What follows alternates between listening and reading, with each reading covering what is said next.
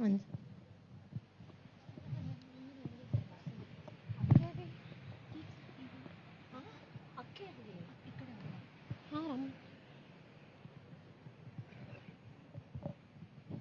Okay, everyone. The first session today we have is by Pari Patri, the younger daughter of Patriji and also the founder of PSSM Global. And she is going to talk about the subtle world, energy and unique cosmos. So let us welcome Pari Patri with a beautiful applause, yes? Yes, we'll just have a small AV about her. You've seen her being dynamic, so let's hear AV.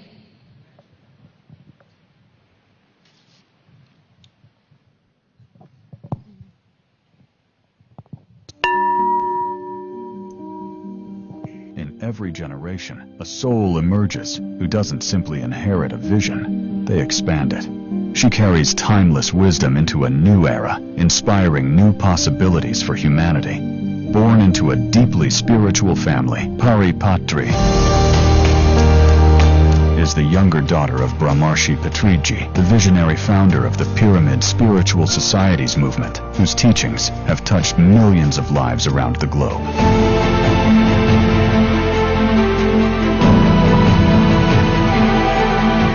But Pari's story is not merely one of legacy, it is a story of evolution. As the founder of PSSM Global,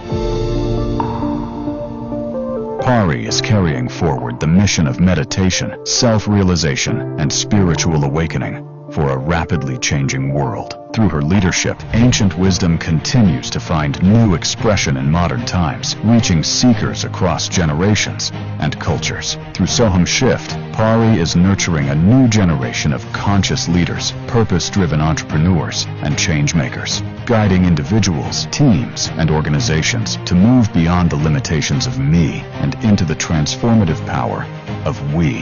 Her work bridges the worlds of inner transformation and conscious leadership. As a certified stress management trainer, energy worker, and crystal therapist, Pari brings together practical wisdom and spiritual depth. Her passion for feminine leadership and sacred living inspired the co-creation of the Sacred Goddess Tribe and transformational goddess retreats, empowering women to reconnect with their innate wisdom and authentic power. For Pari, spirituality is not separate from life. It is life itself, a force that inspires resilience, a pathway to conscious leadership, and a reminder that purpose, possibility, and magic exist all around us for those willing to awaken to them. Join Pari Patri.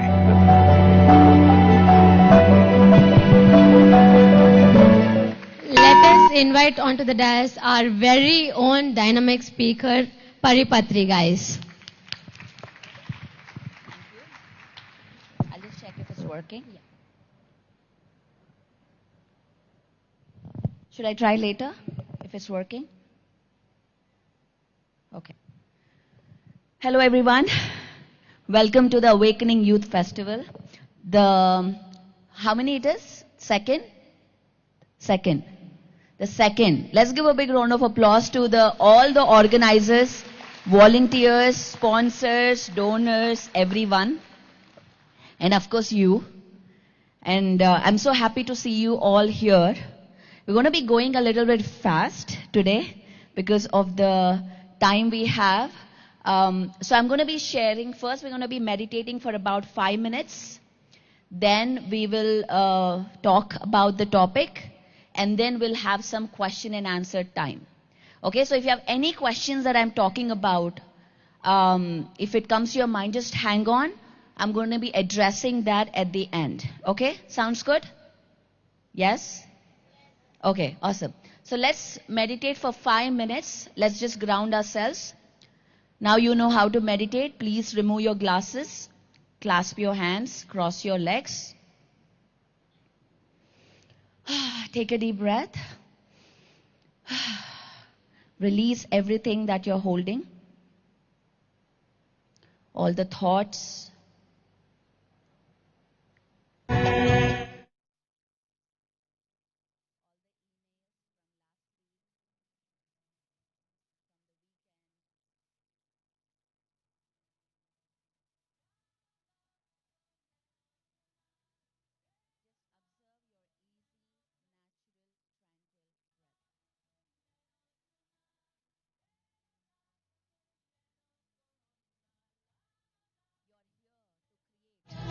your best and highest version.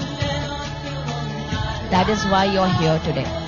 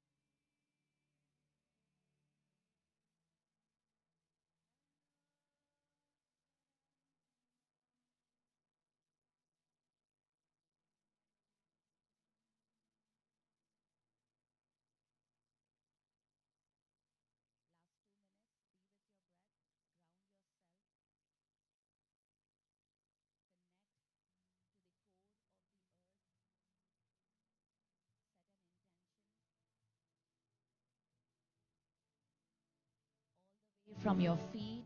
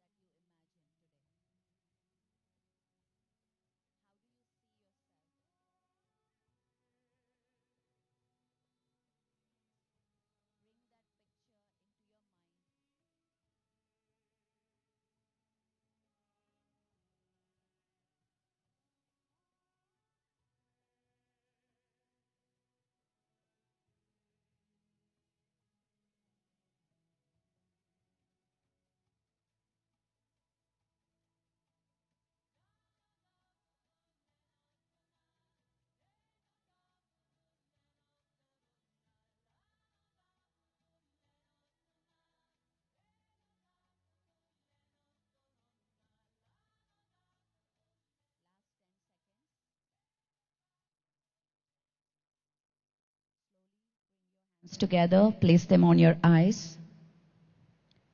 5, 4, 3, 2, 1. Slowly remove your hands and open your eyes.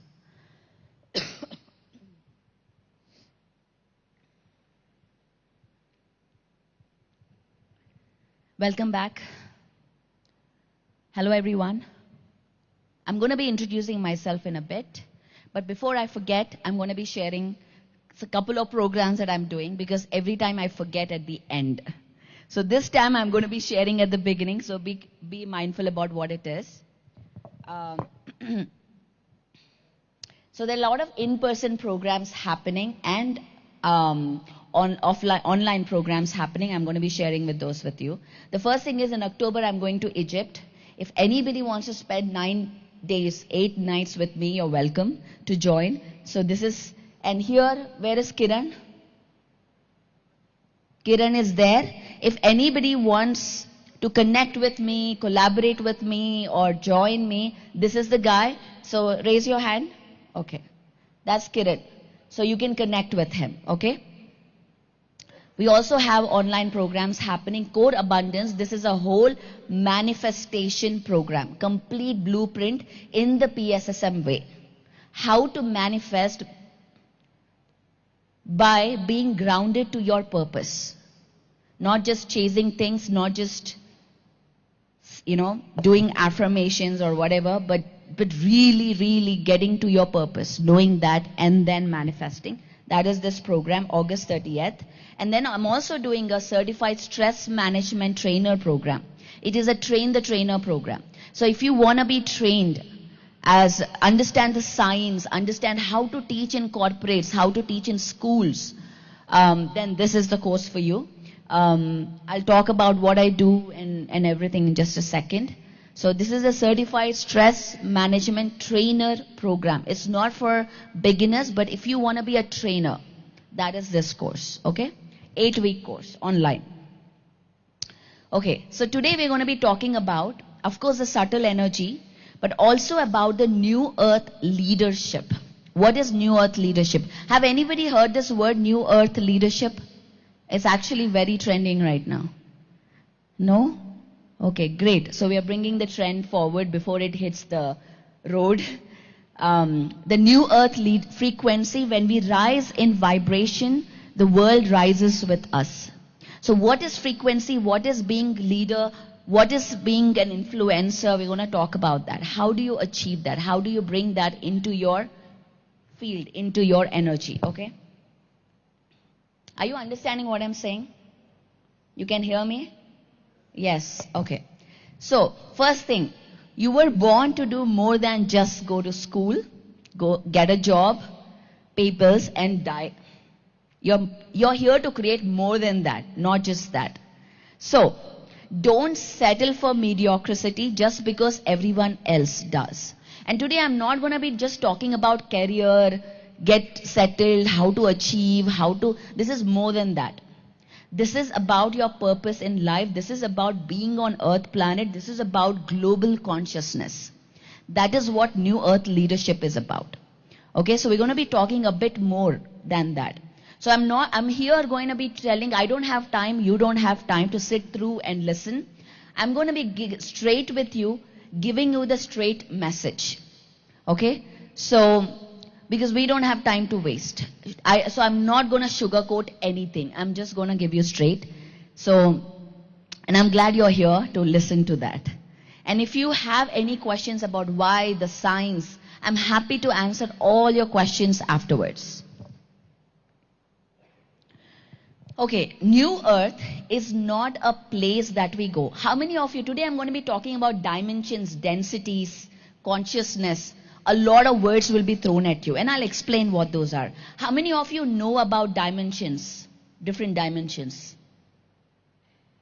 Okay. So this class, you will find it interesting, and for all the beginners who haven't heard about it, just listen. Let it go through your subconscious mind. Everything will make sense slowly. Okay. So, people are talking about moving into 5-dimension, 4D and stuff like that, right? So what is that? Are we going to be completely moving to another place? Or even when people talk about moksha, nirvana, what is that? It is not about going to a different place or loka or whatever. It is about a frequency that we activate within us. So New Earth is not about a place. It is about a frequency within us that we connect to. And everything is energy, everything is frequency, everything is vibration. Who said this? Nikola Tesla, the greatest scientist. If you guys don't know about Nikola Tesla, I highly recommend to start reading about him. He is the one who has invented the alternate current, not Edison. Edison was famous because he got into the textbooks because he is a good businessman. He knows, he has good connections. Nikola Tesla, on the other hand, was very bad in promoting himself. That's why he actually died in poverty and all his work was confiscated. In 1940s, he talked about Wi-Fi, wireless internet in 1950s. So he was way, way, way ahead of his times. And he also talked about manifestation, the 369 method. There's a great manifesting method called 369. Follow that. It's actually really powerful if you follow that. So what we're going to be doing is we're going to be having the shift within us, not outside of us. So when you have radical clarity, responsibility, you take responsibility for your life.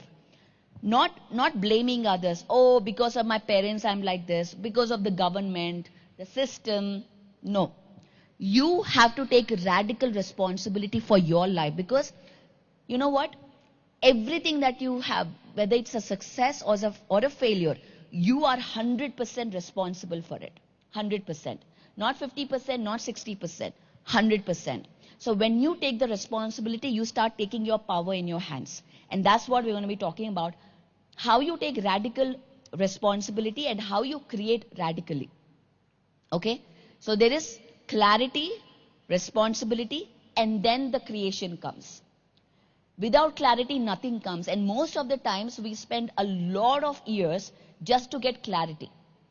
I still am looking for clarity in my life. If anybody says they have perfect clarity, they are lying to you. Because everybody is trying to figure out their next higher version. The systems, let me tell you this. The systems that got you here are not going to take you to your next level. You have to start creating a whole new version of you to create the next highest version of yourself. That is why we constantly learn, constantly read, constantly upgrade. That is why we must go to all these sessions all the time and work on ourselves. The biggest thing is sadhana, meditation. So the way of the new earth is the inner revolution that changes everything. It's about you, how you see yourself, how you view you, or what is the concept you hold of yourself. Remember guys, there's one thing that I always say. Everything that you see in your life, your wealth, your relationships, your health, everything that you see in your life is a reflection of who you are. If you hold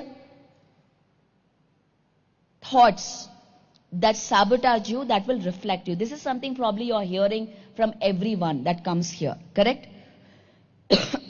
from all the speakers. And this is the law. It is, tell me one generalized principle. Is there any generalized principle you know? What is a generalized principle? A principle that works everywhere, anytime, for everyone. Can anyone tell me one principle? Law of attraction. Tell me something in physics. Okay. Tell me something simple. It's all emotional. I want physics, Newton. Okay, let me say gravity. Simple, okay? If I throw this, it will fall down. You're all correct, by the way. Those are all thermodynamic laws, which we will talk about that. If I throw this, where it will fall? Will it fly? It will fall down. This is called the generalized principle. Okay? In physics, it works anywhere, anytime, for anyone. It doesn't care who you are, where you are on Earth planet. That is a generalized principle. In the same way, there is a generalized principle, the law of energy, is that whatever your subconscious mind believes, your reality must express. I'll repeat that again. Whatever your subconscious mind believes, your reality must express. If you believe, all South Indians are very, very not inclusive, if that is your belief, then you will encounter people who project that quality. And your belief will start getting confirmed. So whatever you believe, your reality expresses. When you change your belief, your reality changes. That is the law. It doesn't matter who you are, where you are. This works every single time. So if you want to change your reality, you change how you see, how you feel, and how you be, your being, how you breathe itself. Okay, that is the law. I'll go fast, okay? I'll be covering a lot of topics here, so stick with me. The world as you believe it might have been shifted from its axis. December 21st, 2012, something big happened. Although many books talked about it. It may not be seen to the naked eye, to the physical eye, but something really shifted. There is a 25,920 cycle. You know there is Earth. Earth goes around the sun, correct? The solar system goes around the sun, all the planets. The whole solar system orbits around a black sun. Did you know that? There's a black sun that the whole solar system orbits around. This whole orbit is 25,920 years. Okay? This is where how the yugas happen. How many yugas are there? Can anyone tell me? Satya Yuga, Treta Yuga, Dwapara Yuga, Kali Yuga. Absolutely. Which yuga are we in now? No. No. That's a dimension. Dimension is not depends on. Today I'll talk about that. Dimensions and densities. We are in Dwapara Yuga. We have ascending Dwapara Yuga. This is said in, if you read the book, The Untold Story of Sita. Highly recommend that book. And I'm going to be sharing few books that you must read. We are now ascending Dwapara Yuga. The energies are rising. I'm going to show you a diagram of how we are in this orbit. In this 25,920 years, where we are and where we are ascending. Okay, there's a huge wake-up call right now for everybody to wake up. No longer people are just talking about career, this and that. There is a deeper purpose to what we do. In future, the careers, the regular careers, already it is gone. The regular careers are gone. It is about you, your authenticity, your purpose that speaks and creates your career. It is not about strategy, it is about your energy. And that energy shift is what we're going to be exploring, what that energy shift is and how you experience reality. How I experience reality is different from how, what's your name? Amrita experiences reality. Why is that? Why is that happening? And how do I find my purpose based on that is what we're going to explore. So the rule of reality, one of the things that we must understand is we can build paradise on chaos. We need to bring order. And before order, before construction, what happens? Before you construct anything, what happens? Before foundation, there's destruction, always. Before anything happens, you have to clear the ground, correct? Before you build, the trees have to be removed, right? What is that? That is destruction that we do, correct? So why is that destruction? Anybody, do you believe in injustice, tragedy? There's a lot of that happening in the world. Do you guys believe that? Yes? He is saying yes. We'll talk about why that is happening. What is destruction? How many of you play? Okay, before I say all of that, let me reintroduce myself. I am Pari Patri. I live in California, in Southern California. And I'm a meditation teacher. I work with global movement builders. If anybody of you wants to build a movement, that's who I work with. And I teach in corporates. I work with entrepreneurs. I travel and do retreats, women retreats. I do everything. If in the traditional gurus talk about niche and stuff like that, I defy all of them. No traditional marketing system works for me because I am all everywhere. So if you ask me, Pari, what do you do? There's not one thing I do. I just simply say I'm a meditation teacher. So if you really want to work with me or anything, you have to be there when I do that. Tomorrow I do one thing and probably day after I don't. When people talk about, consistency, I do everything opposite to that. So I don't know how the gurus will talk, will teach you, but this is my life. There is no consistency in my life. I do where the water flows, and I believe whoever is the right person for that right moment will connect with me. That is what I believe, and that is how I flow. I flow in extreme spiritual sides. And all the manifestations that I have done in my life, everything happens because of that science, not from traditional systems that you might be learning. So if that is what you're looking for, I'm the wrong person to teach the traditional systems. I'm the person to go with your intuition, with your higher calling, with your purpose, and taking action with your authentic self. That is who I am and I work for. And I have 2 children. You have seen them yesterday. And so I'm a mom, I'm a volunteer, I'm a business person, I'm a movement builder, I'm everything. And I have worked for 12 years in corporate. I worked in IBM. I was a very ambitious woman. So I know what ambition is, I know what stress is, I know what frustration is when things don't go according to what you want. I know what depression is. I know all of that. And that's from that space, if I'm standing here and talking, it is because it is because of the soul science, it is because of meditation, it is because of clarity, to understand what I really want to create in life. So that is the number one thing we need to aspire, is clarity in life. So this is the 25,000 year. I'm going to go a little faster now. History may not be linear, guys. We may be learning about past, present, future. Okay? So there are 2 things, dimensions and densities. Okay? 2. Dimensions and densities are not the same thing. There is, which dimension are we living in? 3D, right? And there is 4D, 5D, 6D, 7D, 8D until the 11D. And there are densities. I'll explain the difference also. What is density? What is dimension? So, in terms of dimensions, in 4 dimension, the time comes not linear. So how we have right now, there's Hyderabad, there's Bangalore, there's Chennai, everything happening at the now moment, correct? It's all now, there now. In the same way, in 4th dimension, past, present, future happens in the now moment. Okay? Past, present, future happens in the now moment. That means, have you ever seen the movie Interstellar? Yes? If you haven't watched that movie, please go and watch that movie. It is a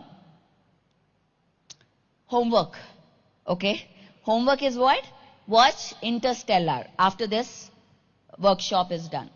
In that movie, the guy, he goes into the limbo, right? He gets out into the space and he's like flying around and he sees different dimensions, past, present, future. That is exactly how it is. You can jump into 2095, you can jump into 1930s, into 500 BC. You can take any lifetime, any time. First of all, we choose our lifetimes. We choose our parents, we choose our family, we choose our fears, we choose everything we want to experience in this lifetime. So when you are out there, you can. What's happening? Guys? Okay. Are you going to put back the presentation? Okay. Oh, you are. Okay, thank you. I couldn't see here, so I was just wondering. So you can choose everything you want in your life. Everything you have already chosen. Even the fear. Even the fears that put you down. So for example, there's a guy called Robert Schwartz. Have anybody read his books? Soul Plan, Soul Gift? Again, write this book down. Robert Schwartz, Soul Plan. One of the greatest books to understand how you design your life. In that book, there's an example he writes. There's a guy, okay, he goes to him because he wants to get some messages. 20 minutes. He gets messages saying that anybody here from 90s kids here? Okay, in 90s, there was a big disease called AIDS. if you have remembered some memory about AIDS. That was one of the most, if you get AIDS, that means you are like untouchable. You have done some great sin in your life. So this guy was born in 90s and he had AIDS, and also on top of it, he was a gay. Okay? He was a gay with AIDS. Now imagine in 90s being born as a gay, total outcast from the society. Not just society, from his family, his friends, everybody outcasted him. So he went to and wanted to understand. He was in depression. He couldn't love himself. Why am I like this? I didn't choose to be this way, but why am I like this? He was asking those questions. So he went and he had this session with Robert, and this was a case study. He's a very good friend of PSSM, Robert Schwartz.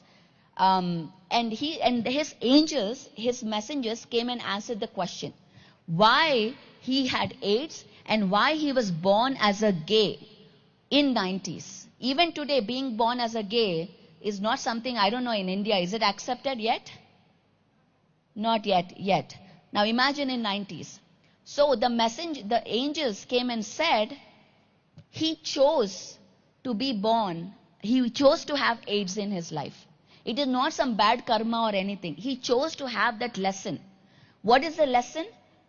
To love unconditionally, to accept oneself. That he is not the body, he is the soul. To understand the truth at a deeper level. He and all those people who hated him, who outcasted him, all of them are his soul group. They all decided to have that role, to do that in his life. To be that way. It is a very difficult role, but they took that role to help him grow in his life and have that lessons, that soul lessons. That is if you understand this message, you will understand why things are not happening the way you want. What is the bigger picture? We are manifesting, we learn manifesting. Is it just chasing? Why is it not happening? If you understand this science, you'll understand the bigger picture in your life and understand what manifestation is in a better way. So this is where we are. The red dot. We are there with the black sun. In physics, if you are away from the sun, the velocity is slow. When the velocity is slow, the frequency is low. Okay? So everything happens slowly. But as we are getting closer to the black sun, the acceleration is higher. The frequency is higher. And that is why we experience everything manifesting. Thoughts become things faster now. That means we got to be very extremely responsible for our thoughts, for our thinking patterns. Because whatever you ask you will receive. And that is the reason why meditation, being connected to your intuition, to your purpose, is extremely important in today's world because of this. So, war situation. Today we think, oh, there's so much injustice, tragedy and all that.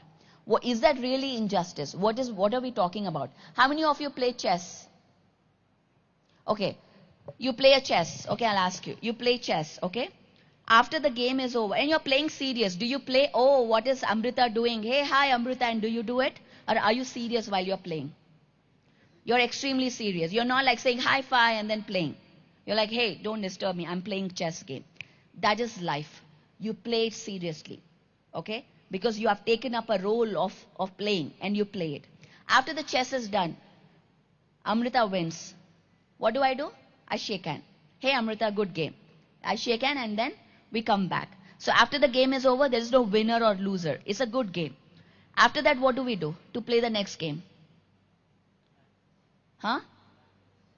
Practice? No. What do? I have a board. I finish the game. What do? You clear the board. Telugulo చెరిపేస్తా ఉంటాం. Board ni చెరిపేస్తాం. అంటే we take out the thing and you put whole new game. This taking out is the destruction. Destruction is how we create. Make it ready for the next game. That is part of nature. That is the law of the universe. So this is a great quote. I want you to everyone write this quote, put it in your rooms and read it every single day. The mark of your ignorance is the depth of your belief in injustice and tragedy. What the caterpillar calls the end of the world, the master calls it a butterfly. Richard Bach, one of the greatest spiritual scientists. If you believe in injustice and tragedy, that shows the depth of your ignorance, the mark of your ignorance. There is no injustice, there is no tragedy. Everything is happening as per design. But if I am playing, my aim is to kill Amrita. That is my aim. I am here to win. I'm here to kill the king. Correct? I'm not here to, oh Amrita, you are my friend, I'll let you kill me. No. I am here to kill her. That is the game we play. We all play our own games. If there is no Ravana, there is no Ramayana. That is his role. So, if you believe in injustice and tragedy, that is the depth of your belief, of your mark of your ignorance. So, when you get soul science, you will understand why everything is happening. Okay, the end of a cycle is the beginning of another. Every great cycle ends with transformation. That is the law of universe. So, let me go fast forward. First, understand everything is frequency, vibration. That is a base statement that we'll all understand. Energy cannot be created or destroyed. Energy can only be transformed from one form to another. That is the law of thermodynamics, which we will build this case on. Okay? The universe functions through order. Okay, we've covered this. The universe contains billions of galaxies. Are we alone in this universe? Do you believe that? Huh? Millions of universes, multiverses exist. Are we the only life in this multiverse? Yes or no? You can say no too, if you believe that. Are we the only ones in the universe? No. Life is a natural expression of consciousness. Yesterday we had a great discussion on consciousness. And this is an extension to that, to all the people who were there with me last night in the room.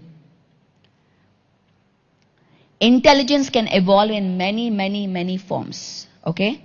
So, I'm going to be talking civilizations. All this information that I'm going to be sharing with you right now in the next 10 minutes has come from different star beings. There is a class called Yoga Parampara, which will be shared in a workshop called Be a Master, which is done by Chandu and Shalini. If you are here in Bangalore or anywhere, if that workshop happens, I highly recommend to come and attend that workshop to understand who we are, where we come from. So there are star beings. I come from a planet called Arcturus. That's where I come from. How do I know this? Because I meditate. I know this from my meditation. We all have come from different stars, different galaxies. Now this information may sound very advanced, but this is basic. When you hear this, you will know it. Your soul will know what is the truth. So we all have come from different planets, different galaxies. That's why we are here. This earth is like a melting pot. That's why earth is like the most hottest real estate in the entire universe right now. So if you're here on this real estate, don't waste your time in boredom and binge watching. You are here. Every second is very valuable. There are so many souls trying to get here. And you are here. And not only you are here listening to this information. This is one of the most privileged time and place that you are in. Okay? So the cosmos was viewed as, so the humanity has always looked up to the stars to understand the history. Why? There is a reason of why. What I'm going to share right now is from two books. The Law of One, The Raw Material, one of the greatest books that I've read, and The Alchemy of 9 Dimensions.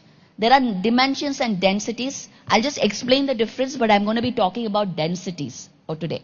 Okay? Take a picture of this, read these books. So all life originates from one infinite creator. Are there different gods? There's one source. We all come from one source. Correct? And from source creates Dhvani. Om is a creation sound. And in Bible it says, all that I am. God is the first word that created everything. That is Bible. In Bhagavad Gita, they say Om. Everything created from that. And then creates sacred geometry. The Shri Yantra, the mandalas and all of those things. And then comes the matter that we see. The planets, the stars, everything. So in Ana-Pana-Sati, we don't chant. We don't visualize. We are not in our mind. We don't visualize. We are connecting directly to the source. That is all that is. There is no lies and truth. Just this ease. It is just there. That is the source. We all come from that one creator source. And today we're going to be talking about that levels of densities of consciousness. So separation is an illusion. Amrita and I are separated. It is an illusion. She and I are same. We are all the same. So when you understand this truth, you will now, your confidence will increase. I am not lesser or greater than Amrita. Just because I know English, I am not greater than Kiran. You treat everyone equally. Everyone is a God. Whether they have money, whether they have status or no status, whether they come from a city, whether they come from a village. It doesn't matter. Because we are all one. Everybody is a powerful co-creator of this universe. When you understand this truth, your confidence increases to talk with anybody. Not your basic personality development class. The spiritual science gives you that ultimate power to stand before anyone, look in the eyes and talk. Because you are God and so is everybody else. This is law of one. So everybody please read this book to understand. Every soul is in a journey of evolution. Whether that is a murderer, a rapist or a monk. They all are going to go into the source. That is the path. It doesn't matter who they are. We are all in our own evolution. So that is why there is no judgment of who they are, and what they do. So let's understand the difference between densities and dimensions. Ready? Yes. Huh? No, that's okay. We're going to be understanding densities and dimensions. What is density? There are two different things. This is advanced concept. Okay? So even if you don't understand, go back, watch on YouTube this session. Density is the level of consciousness or soul evolution. It is a level of consciousness or soul evolution. Density. Dimension is a framework. Is a geometry. 3-dimensional, 4-dimensional. It is a geometry, a framework of how the rules happen. Density is the level of, to understand this, I've created this from AI to make this analogy. Let's see. Dimension is a world map. In which world are you playing? If you are a player. What is your game? What does it look like? That is your dimension. 4D, 5D, 6D. Density is the level of mastery, your awareness, your consciousness. You can be in 3D and play a 4th density game here. Because you are now an experienced, a master level player. You can be in 5D and play a 9th density player. So here, Ra is a sun god from Egypt who gave this information. He calls himself a 6th density player. And if you see, Ra is blue in color. He is like a bird. He is blue in color. Who other gods are blue in color? Krishna? Are they, now this is a question I won't answer. Think for yourself. Are they beings from 6th density? Are they from higher densities who came onto this dimension to give the information? Are they extraterrestrial beings that we do not know? Who are advanced, who have advanced technologies and who came onto the earth and to give us knowledge, but we human beings made them gods and started worshipping them? Is that so? You explore. I'm not going to answer that question. It's just an intriguing question.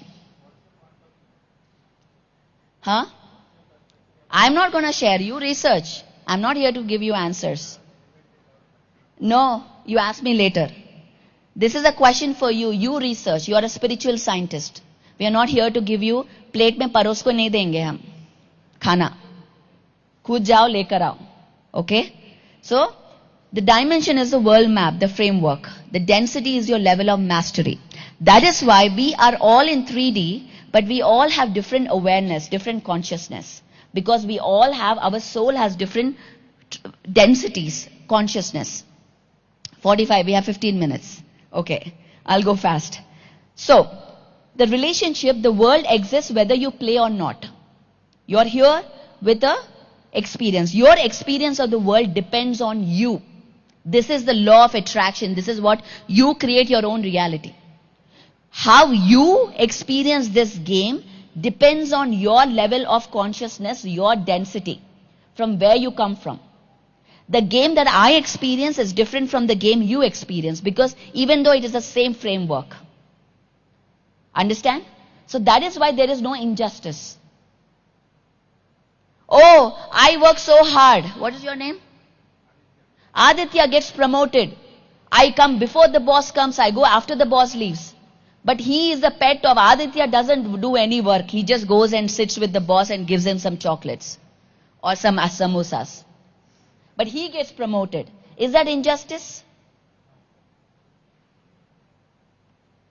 Why is it not injustice? Now this is a question you must ask. If you start believing, oh, Aditya is such a teacher's pet or the boss's pet, he does everything and I don't get, that is victim mentality. If you understand soul science, you'll come out of being a victim and start taking your power back. Okay? That is what this stage teaches you.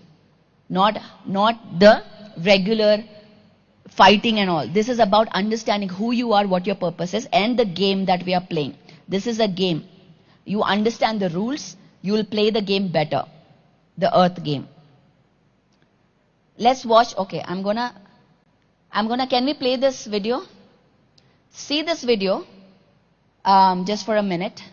Sound, okay? Actually. Well, no, not anymore. Good tea. Yes. He couldn't walk. I convinced him that he could. You're not suggesting it was psychosomatic. Just how experimental is your treatment? Quite. Don't like that, man? You know, I've seen it before in gift.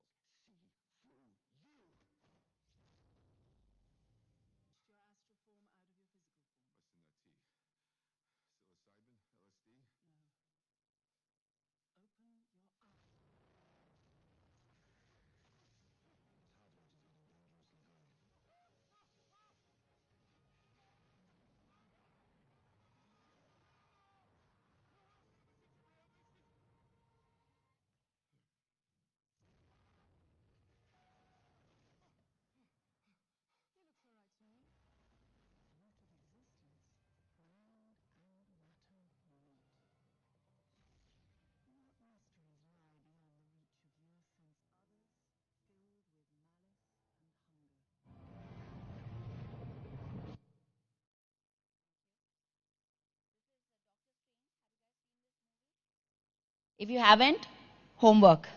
Watch Doctor Strange. Watch, what is the other movie? Interstellar. These are sci-fi movies. They put truth and make it fantasy so that you, when anybody tells you this truth, you will think this is fiction. Oh, I've already watched that. This is a whole game played to suppress the truth, to not let the truth come out.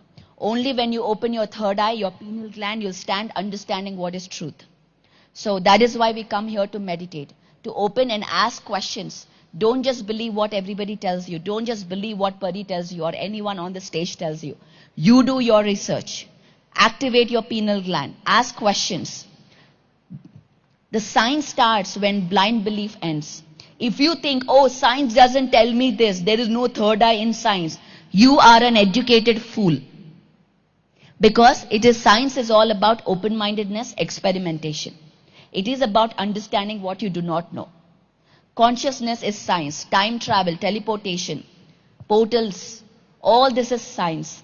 If you start understanding real quantum physics, resonance, you will understand all this information. I'm going to be stopping. I'm not going to go through the entire densities. We don't have time. We have 10 minutes. If anybody have questions, I'm going to answer that. Let me see what we have. So the first, I'll just go in 2 minutes, the densities. The first density is the core that has activated everything. Okay? The second density is the level of consciousness by bacteria. It goes from bacteria, mineral kingdom to the plants and animals. That is the second density. The third density is choice. Having a choice. Having a choice to listen or not. Free will. That is the third density rule where we are in here right now. What is fourth density? Oops. Fourth density is social memory complex. That is group consciousness is born. That is fourth density. There is no individual consciousness in fourth density. This is where love, it is a frequency of love, compassion. Then fifth density is the density of light, in wisdom, information. Now imagine, guys who are all PSSM here, think about where PSSM is. Is it a fourth density movement or a fifth density movement? You see. Fifth density is about wisdom. Is there wisdom in PSSM? So it is a keeper of wisdom, fifth density. So you graduate, when you have wisdom, you graduate to the next density. Okay, less emotion, more clarity here. Now sixth density, what's it sixth? Let's see if PSSM is a sixth density. Sixth density balances and unifies love and light, both. Here, this is where service comes. Highest density. Service is the highest density. Is PSSM sixth density? Yes? Is there service here? So PSSM is also sixth density. What is seventh density? Seventh density reaches a realm of experience even more difficult to describe. According to Ra, the sun god, the Egyptian god, it is the density of foreverness. This is the oneness that we all aspire for. The highest, it cannot be even described. This is what we call in PSSM, Dhyana Jagath, Pyramid Jagath, Shakahara Jagath, where everybody is one, where a celebrity and a farmer sits together, where a person who has money and no money sits together, where an illiterate and literate sits together. That is the platform of PSSM. That is what we are here to give. The soul science, knowing that you are the creator. You are the powerful co-creator of this universe. And you are no less or more than anybody who is sitting next to you. Or anybody who is standing here. That is why we call everyone as a master. Not a follower. There are no followers here. Everybody is a master here. PSSM is not a third density movement. It is a highest density movement that is given to us by the Galactic Federation. So if you try to understand PSSM from a third density mind, you will not understand. And that is why meditation, Svadhyaya, Sajjana Sangatya is extremely important. To learn to get higher and higher and higher.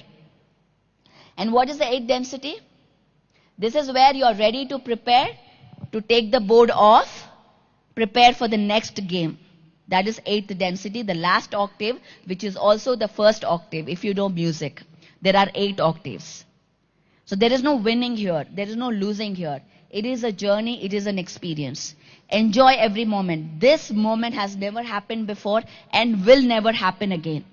This is the only moment we are sharing in the time, space and reality of history together. So thank you very much for being here and enjoying this space with me. I can take 2 questions. We have 6 minutes. Yes, ask.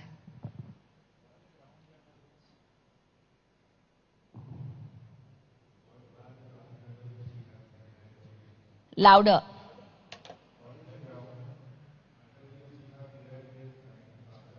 Read the books.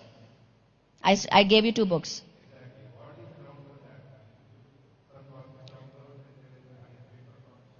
What is the ground of how Newton got the law of gravity? The Eureka moment. What is the ground?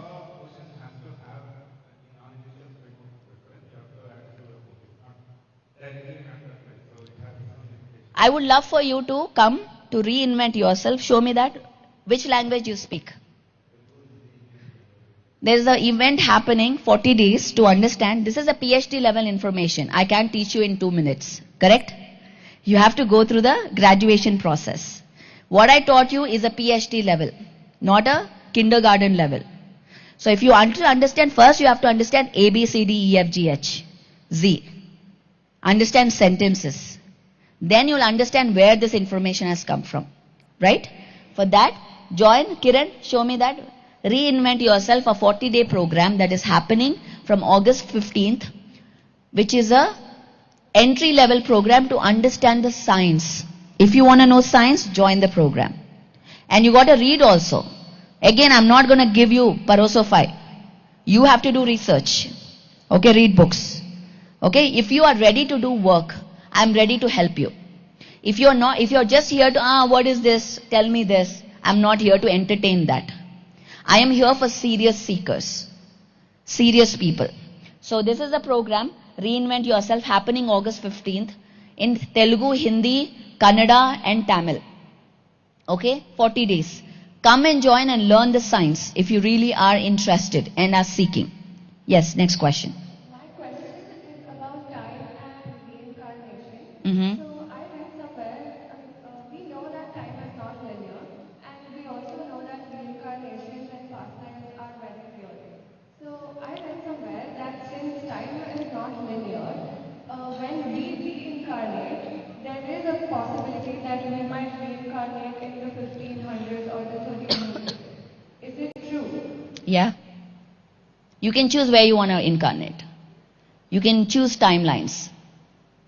Okay, that's it. Because that's a 4th dimension. In how the locations exist as Chennai, Hyderabad in 3 dimension, in 4th dimension, past, present, future, you can see, okay, I'll go here, I'll go there. In the now moment. That is why everything, guys, you are living your past, future and present in the now moment. Right now. Right now. So that is why the now is highlighted in every book, every spiritual guru, every religion, every culture. The now, be in the present. Because your power lies in the present. When you believe your truth and stay in the present, that is where you become powerful. That is where you are an influencer. That is where your energy speaks. That is the leadership mastery. So yes, and I would like to recommend you, go to Gaia TV. There is a show called Interviews with the Extra Dimensionals. Aditya. Interview with the Extra Dimensionals. There's Laura Eisenhower. Not Laura Eisenhower. Kennedy. One Kennedy. The first interview. Watch that. She channels Pleiadians, the 9th density beings. And she talks. Please watch that interview. You'll understand this concept. Any other question? Yes.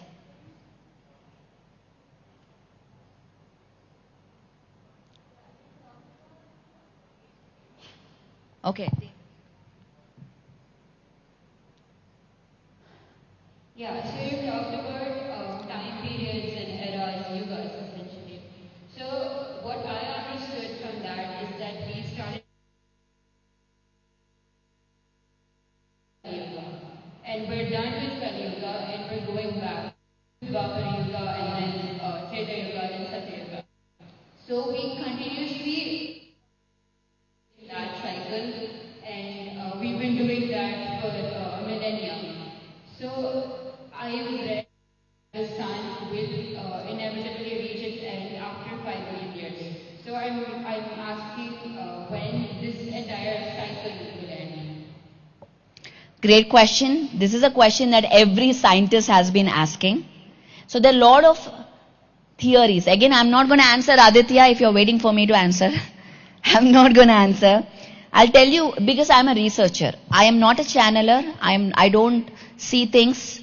I'm not channeling this information from out of nowhere. I am a scientist. I research. So, every different scientist talks about the great sun. There's a sun solar flash. Even Bhagavad Gita talks about this. Even the other spiritual teachers talk that there will be a great solar flash and everything will end. Now, this information corroborates with all other teachers, and everybody is saying the same thing. Whether it is the Mayan calendar, whether it is the Bhagavad Gita, whether it is shaman people, the ancient Native American medicine people, whether it is Australian Aborigines, whether it is Egyptian scriptures, or whether it is Chinese scriptures, which is very interesting that they all talk the same thing. Very interesting. So, How that happens, when that happens, we don't know. What we know is now the dimension is shifting. We are now entering the 5D. That is what the teachers say. So in that happens, will the earth get cloned as a different dimension?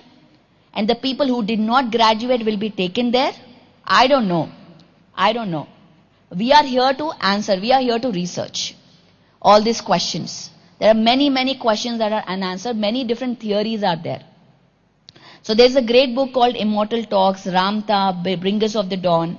These are all great books if you want to start understanding. Before you ask me questions, you have to read these books. Immortal Talks, Bringers of the Dawn. What else? Ramta.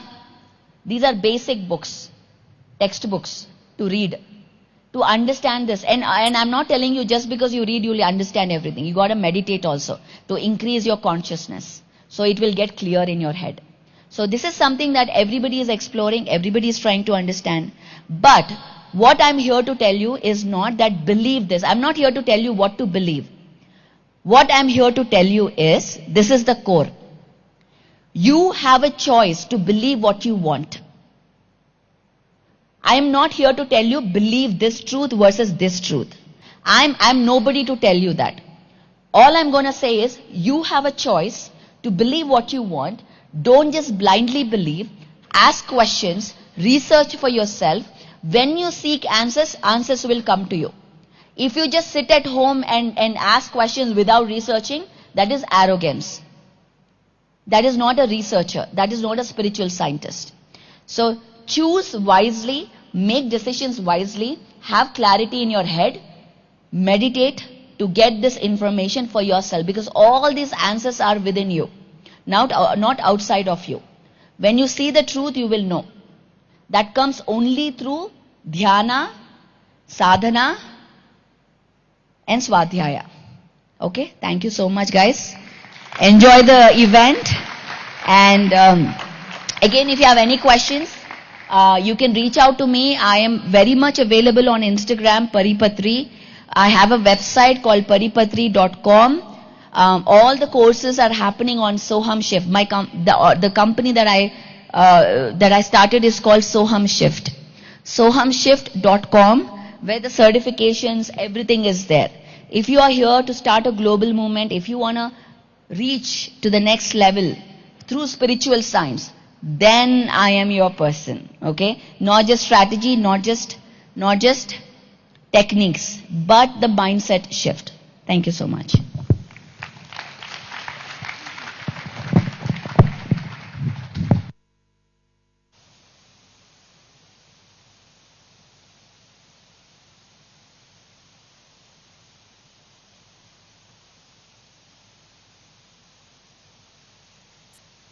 That was an amazing and straightforward session, isn't it?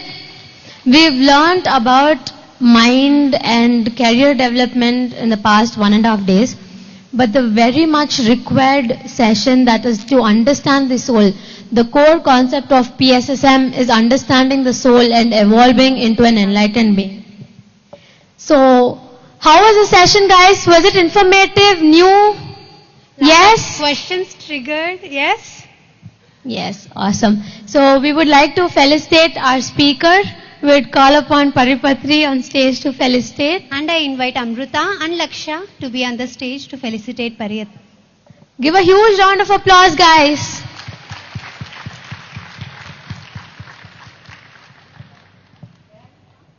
Felicitation music, please.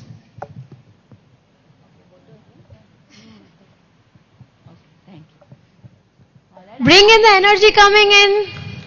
Huge round of applause. You had great 2 hours meditation in Tapasthalli, so full energy on.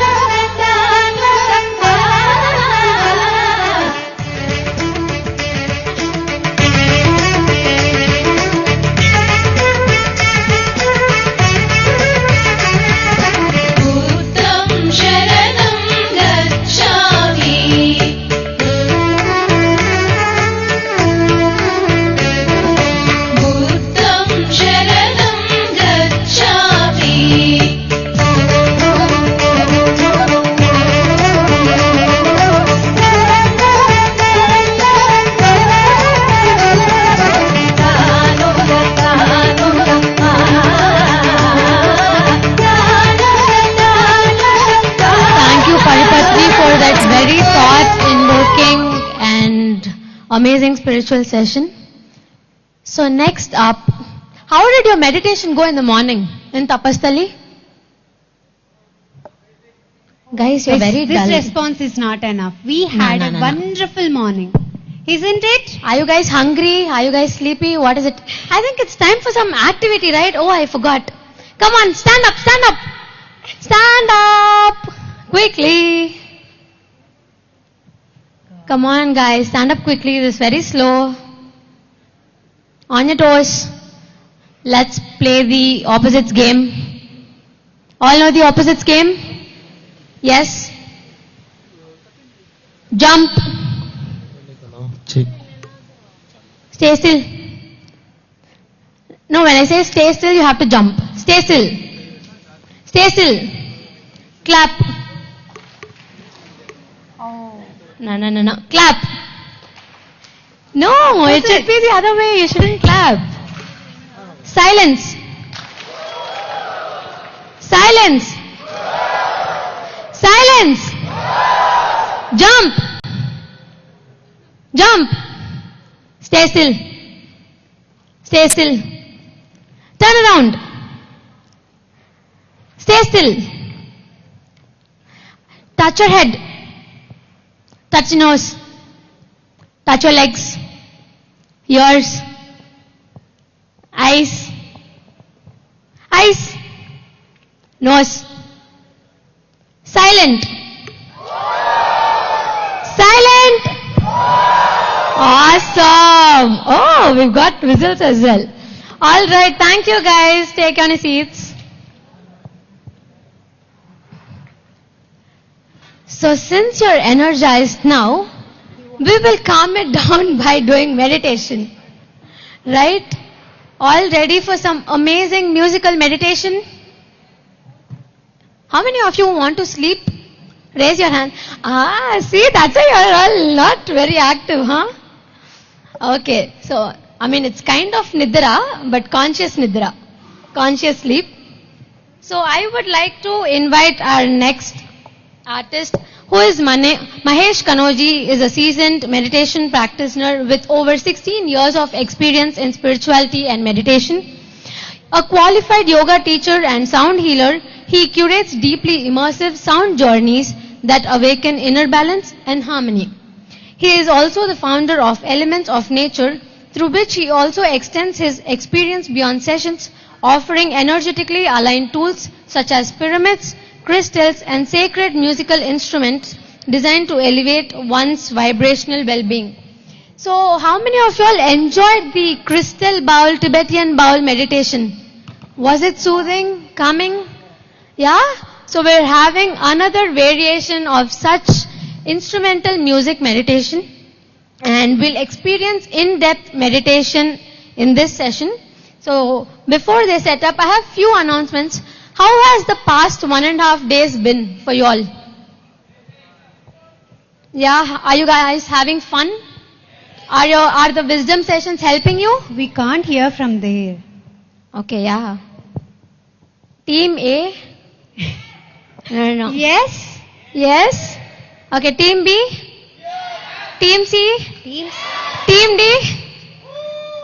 No, this is Team D, guys. Okay. So how was the wisdom sessions? How was the food? Super. No, guys. If this is the response, no lunch. Cancel. How was the food? Awesome. So since you're having a great experience since 1.5 days, and we have more 1 day to go until tomorrow afternoon, how much ever you all can contribute, there is no specific amount, but how much ever you can contribute through Ana-Dana and the donation box at the counter downstairs. And we are also giving out free Paima badges in the Paima stall. Whoever likes to be a part of Paima and want to collect the badges, please go ahead and collect your badges. And how many of you experienced activities and games near the Sleeping Buddha statue?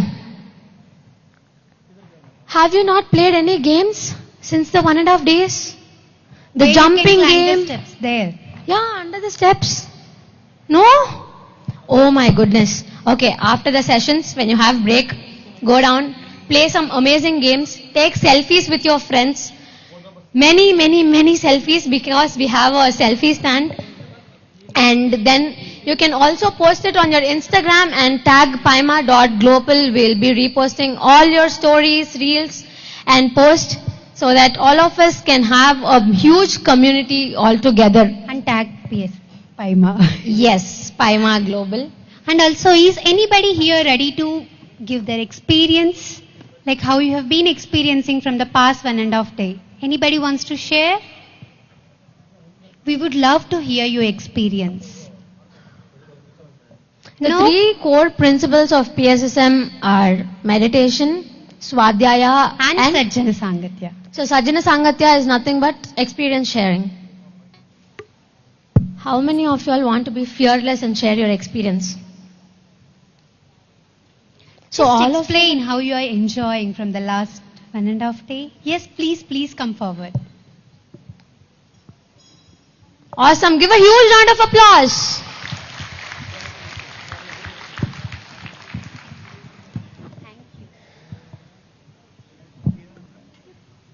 So, myself, Siva, I am coming from Kakinada, Andhra Pradesh.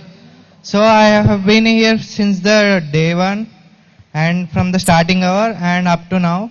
So, I have been enjoying everything, including meditation, classes, the grounding, the tree hugging, this morning meditation in the nature, and the time that I have used for myself for reading books, enjoying in nature, and the delicious foods we have, and the vegan food especially.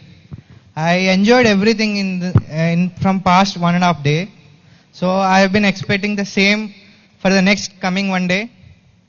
So I am very, very interested to come for this event every year and try to bring my friends and everyone. Thank you. Thank you so much. Thank you so much. Anyone else?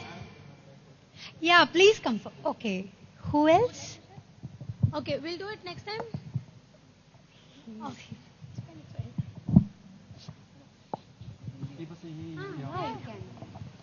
My name is Sanjay Paramanik and Shambhu. Actually मैं 1 साल से सोच रहा हूँ कि pyramid valley आऊँ, but programme बना रहा हूँ, नहीं आ रहा. मैं जमशेदपुर झारखंड से हूँ और जमशेदपुर झारखंड से आया हूँ यहाँ पे. तो अभी पिछले टाइम भी यहाँ पे एक प्रोग्राम था 4 days yoga world yoga days पे, तो उस पे भी मैंने रजिस्ट्रेशन किया था, बट किसी कारण से नहीं आ पाया. लेकिन अब मैं बहुत ही मुश्किल से यहाँ पे पहुंचा हूँ और जब भी सोचता था पिरामिड वैली के बारे में तो एक अजब से मतलब बॉडी पे चीज होता था कि क्या हो रहा है, कैसे हो रहा है. तो यहाँ पे आके वो चीज शांत मिलेगा ऐसा मेरे को लगा. तो मैं बहुत ही यहाँ पे एक्साइटेड हूँ और जब भी मैं यहाँ पे मेडिटेशन ध्यान किया या एकांत में बैठा तो एक अलग से मेरे को फील आया बॉडी पे और माइंड्स पे कि मैं कहाँ पे हूँ, कैसे जगह पे आया हूँ. जो भी थॉट्स लेके आया था मैं, या जो भी मेरे में अनवांटेड चीज चल रहे थे या जो भी मेरा नेगेटिव थॉट्स था, यहाँ आने के बाद एक अलग से फील आया मेरे को. मैंने उस दिन भी बताया जैसे मैं मेडिटेशन में बैठा था तो मेरे आंख से धीरे धीरे ऑटोमेटिक आंसू आ रहे थे. मुझे भी पता नहीं था कि मेरे साथ क्या हो रहा है और मैं क्या कर रहा हूँ. तो ये क्या हो रहा मेरे साथ, कैसे हुआ नहीं हुआ, ये मुझे पता नहीं. लेकिन ये जो पिरामिड वैली है ये इसका पावर है और मुझे भी नहीं पता इस पावर को मैं कैसे करके फील कर पा रहा हूं कि नहीं. लेकिन बहुत ही अच्छा एक्सपीरियंस है और ये फर्स्ट टाइम मेरे लाइफ में एक ऐसा चीज हुआ है कि मैं इसे बता नहीं सकता हूं, सिर्फ महसूस कर सकता हूं. तो ये बहुत ही अच्छा है और इसके लिए मैं पिरामिड वैली के संस्था को बहुत ही धन्यवाद देता हूं ताकि इस प्रोग्राम को अरेंजमेंट किए हैं और मेरे जैसे जो भी यूथ है इस प्रोग्राम को ज्वाइन करे और एक सही उनको मार्गदर्शन मिलेगा इस प्रोग्राम और इस इवेंट और इस मेडिटेशन ध्यान से. धन्यवाद. Awesome. Thank you. Thank you. I think he's been the best first bencher. I've been seeing him from the day 1 and he's been occupying the same seat every day. That's amazing. So let's all get into the meditation mode, our instruments and the musicians. Yes, let us settle down. So make yourself comfortable so that you can happily enjoy meditation, music meditation for the next 1 hour. Yeah. You want to guide? Yeah. Okay then, over to Mahesh Bhaiya.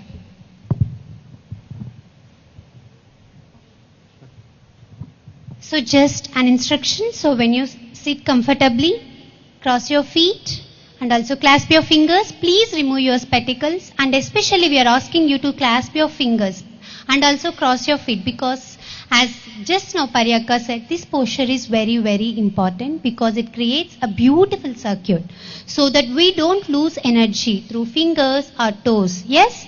So it amplifies the energy. So make sure you sit in the proper position and prepare yourself for the beautiful music meditation. Okay? Over to Mahesh.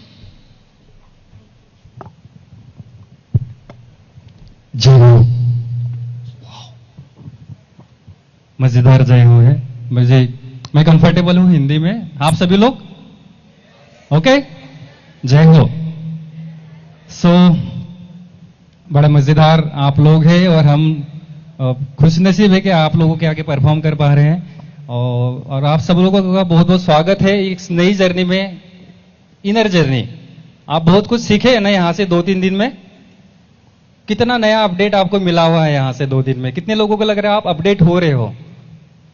सबको लग रहा है कुछ ना कुछ सीख रहे हैं आप यहाँ से।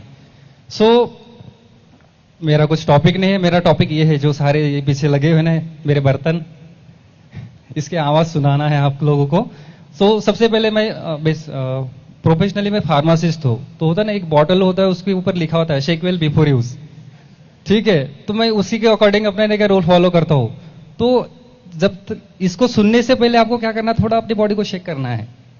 उसके लिए क्या करना पड़ेगा, थोड़ा आप अपनी जगह पे खड़े हो जाइए और थोड़ा 2 मिनट के लिए एक बीट्स है, और बीट्स के साथ मस्त आनंद के साथ, क्योंकि एक होता ना एक हैप्पीनेस, एक इनर हैप्पीनेस होता है, उस हैप्पीनेस के साथ जोड़ के हम इस सेशन को आगे बढ़ाते हैं।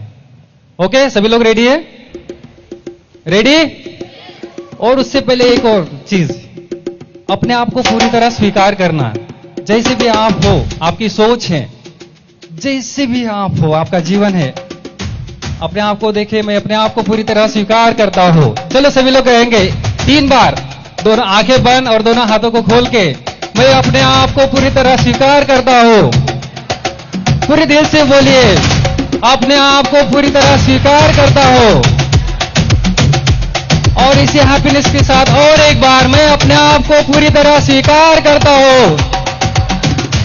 वाह! और आप आंखें बंद ही रखें, और जो अंदर की खुशी है, उस खुशी के साथ थोड़ा सा इस बीट के साथ, come on, come on, next 2-3 minutes आंखें बंद रखें, आंखें नहीं खोलनी है।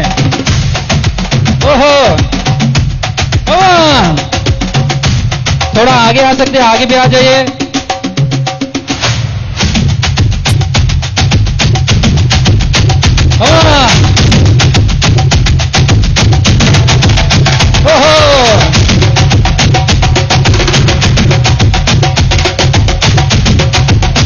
पीछे सभी लोग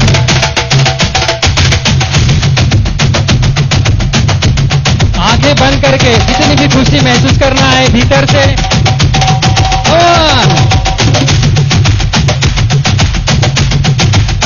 पीछे सभी लोग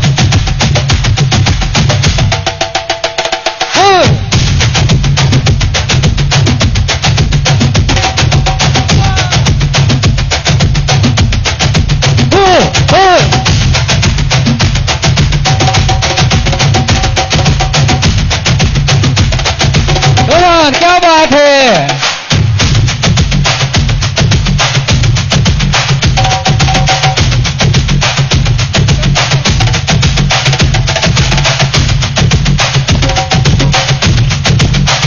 बस आंखें बंद करके, आंखें खोल के नहीं, इस इनर हैप्पीनेस को महसूस करते हुए, ओहो,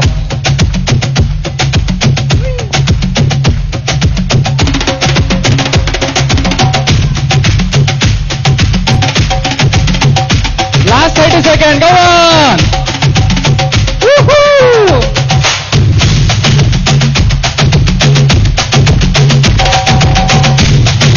Clap!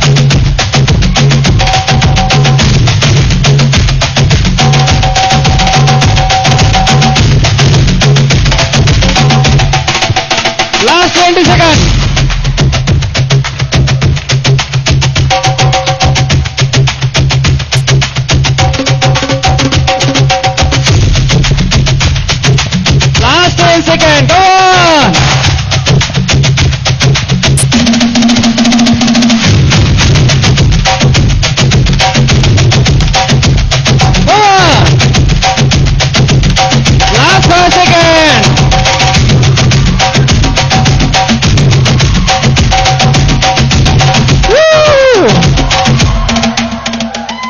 Just relax. इसी हैप्पीनेस के साथ जहां है आप बैठ जाए।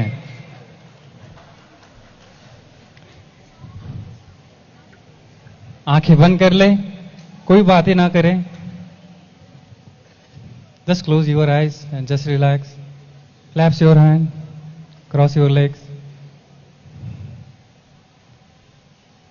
इसी आनंद के साथ जो कुछ भी आगे हो, जो भी म्यूजिक आप सुने, उसको आपको महसूस करना है, हर एक वाइब्रेशन को, हर एक बीट्स को। जो कुछ भी हो रहा है शायद उसके बाद हो नहीं दे।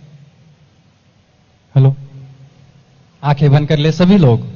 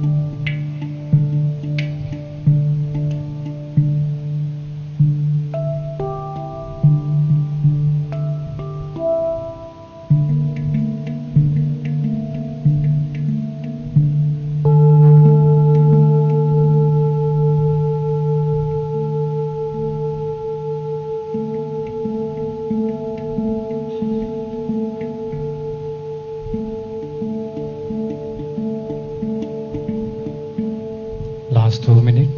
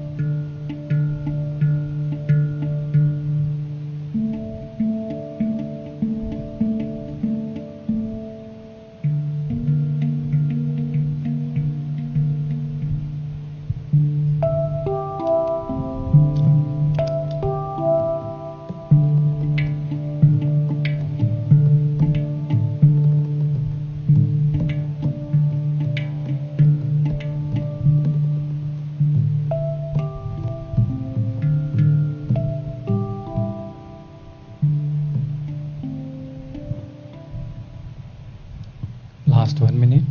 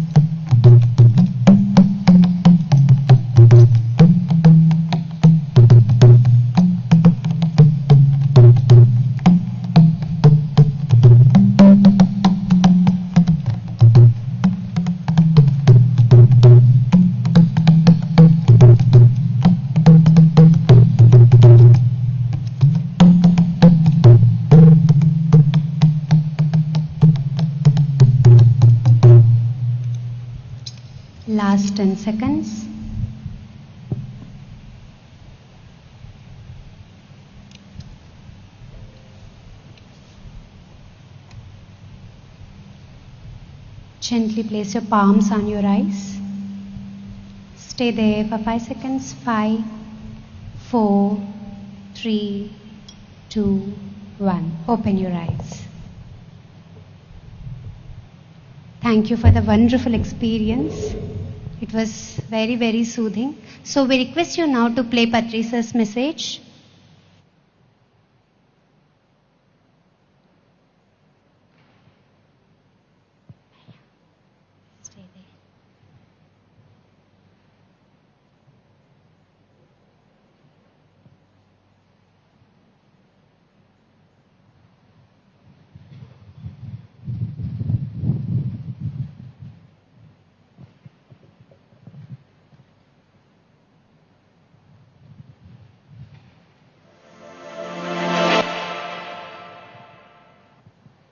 What youth can do to make the changes in the spiritual system of our country? Youth, what is youth? Basically, youth is very dynamic. They want to do something. They only lack the direction. What to do, what not to do. So meditation enables you to understand what to do, what not to do. With a cool mind, you can always decide properly. With an unruly mind, with a disturbed mind, you can't decide anything. And when you decide, also you will take wrong steps. But when you consider a problem with a cool mind, you know which way to go. You come to understand which is good for you, which is not so very good for you. So, with meditation, you will understand the direction in which you have to move. And youth have to move ahead in the life. So they have to be very firm. They have to have firm knowledge of in which direction we have to go. The direction is given by the meditation. That's why meditation is very important for youth.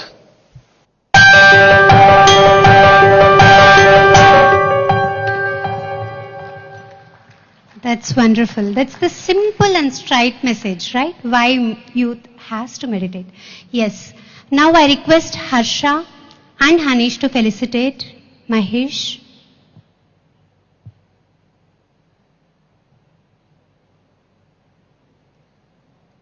Please come on to the dais. Guys, how was the meditation? Relaxing? Huge round of applause for this beautiful instrument and the artist who's made the meditation so calm and relaxing. Yes, let's felicitate our artists. Bring in the energy, guys. They've brought us so much energy through their instruments. It's our turn.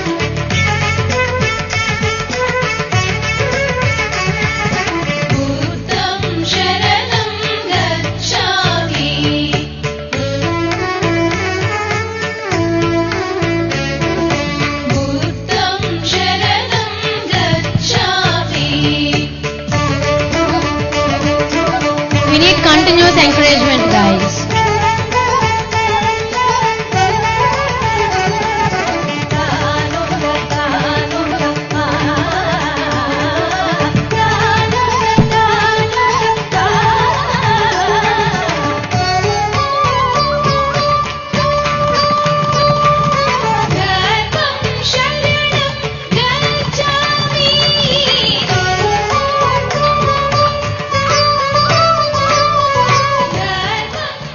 Thank you, guys. Thank you for that wonderful meditation experience. Yes, I have something to say. So when you are, like after we have done with meditation, we open our eyes, right? So there's this process. So you don't have to rub your palms. All you have to do is just place your palms, not fingers. Your palms on your eyes, because to feel that warmth and also to feel the energy that we have received while meditating. Okay? So when you are waking up, just take your palms and just place them on your eyes and then open your eyes. Okay? That will be beautiful. Thank you. Thank you. So how many of you all like youngsters teaching you? Like instead of older people telling, do this, do that, when a youngster says, you tend to feel excited and implement it. Raise your hands properly, guys. What is this? Yeah, all of us like when we connect with another youngsters, the like-minded people. So we have an amazing team of panelists for the panel discussion. I invite upon Vishwa and team to discuss on some secret topic. They said don't reveal, so I'm not revealing, they will be revealing it for you. So let's invite them and get to know their perspective on this topic. So understanding the other perspectives is very important so that it expands our knowledge and wisdom. So let's give a huge round of applause and invite our youngster panelists.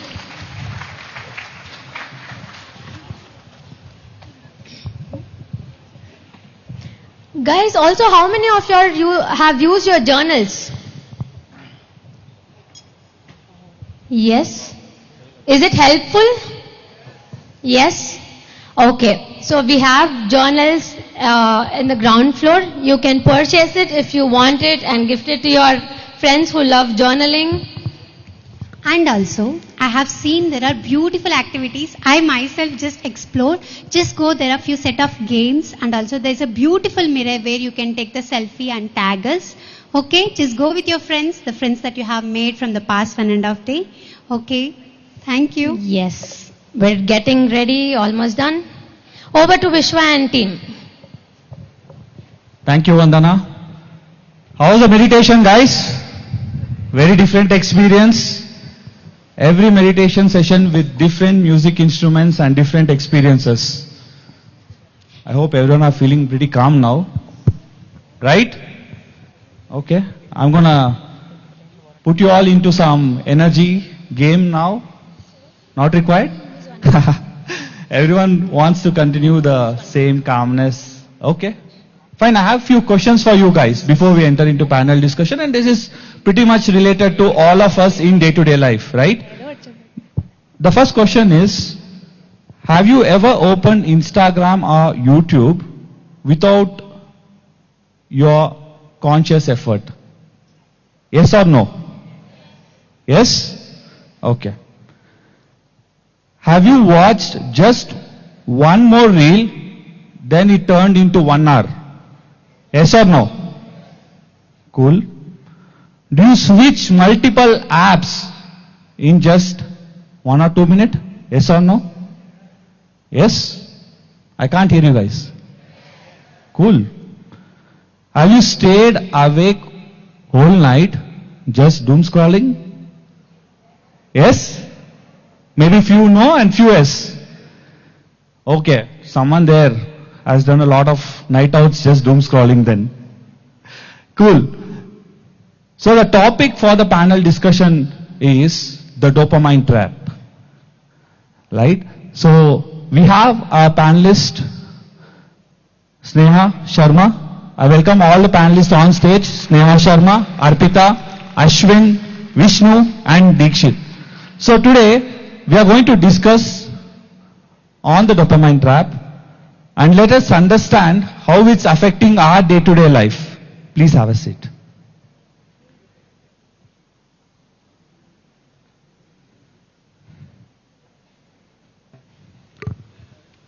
So, one basic question for all of you is,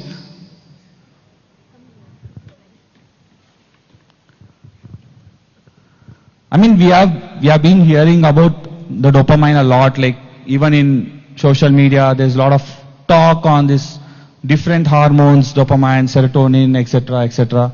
So what is dopamine according to you? Yeah, it's a nice question.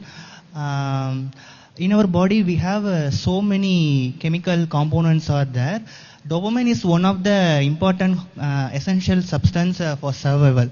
It's mainly rewarding and anticipating systems act in our brain.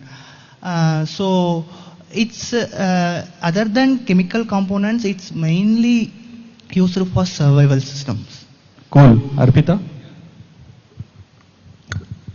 Yeah, similar answer. Like it's a neurotransmitter which transfers the message in the brain that yeah, we are feeling good, feeling happy, and basically for reward and for feeling us like making us feel that we are getting rewarded, we are being motivated by certain set of activities or actions.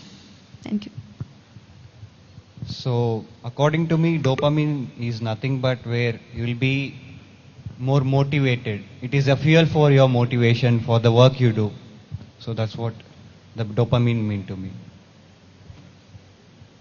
Yeah. So for me, dopamine is like chocolates. Like how I feel when I get, what happens in. So I am a professional by this thing. So in office, what happens whenever we have session? So when we give a right answer, we get chocolates. So it's like that reward, that the joy of getting chocolates. That's how dopamine work for me. Hi everyone, my name is Vishnu. So regarding what is dopamine, I think my panelists have already explained different functions of dopamine. But I will give you just a small example, like what is in dopamine and how it does. So when scientists were studying about this dopamine thing, so they did a small experiment. So they took some rats, kept in a lab, and they were trying to remove the dopamine from their rats basically. And what happened here is like something very fascinating. So after removing the dopamine from the rats, like even when you keep that food just 10 inches away from the rat, it won't eat. So like now I just iterate the statement what Ashwin said. So dopamine is something which is very fundamental for the survival. So if you don't have dopamine, let us suppose, if none of us has dopamine, we won't do anything. We won't have any motivation to do anything. When I meant anything, we won't even have motivation to eat. And here I want to tell one more example. So here if you see the entire timeline of entire human history, humans were always striving to have food, have shelter, and also trying to find a mate. So all these things are fundamentally coming from dopamine. So that's why we say dopamine is the thing which is very basic and very fundamental for our survival. That's wonderful. So hope you all got a basic understanding of what dopamine is. So let us understand a science behind this dopamine. So over to you, Ashwin. Yeah, it's a pleasure to answer this question. As I said, dopamine is one of the essential substance for survival, but it's a silent killer also. Because most of in modern era, we are trapped in the loop of addiction and dissatisfaction. So how the molecule works in our brain is actual dopamine. When you start rewarding yourself to achieve something, the real dopamine hit in your brain, it leads to that task should be completed. So when you do something reward us to ourselves, the actual chemical component fulfillment is done by serotonin. This is the happiness hormone, but dopamine is the pleasure hormone. So this is the basic difference between dopamine and serotonin. But this modern world, the dopamine was trapped, that was hijacked by supernormal stimuli. This simple term we called as artificial dopamine. Main example, ultra processed food, junk foods, social medias, pornography, work alcoholism. These are the easily available in our hand. So these things will trap us to the fake dopamine. The main mechanism running behind the brain is there is a pain pleasure system. Consider your brain act as a seesaw.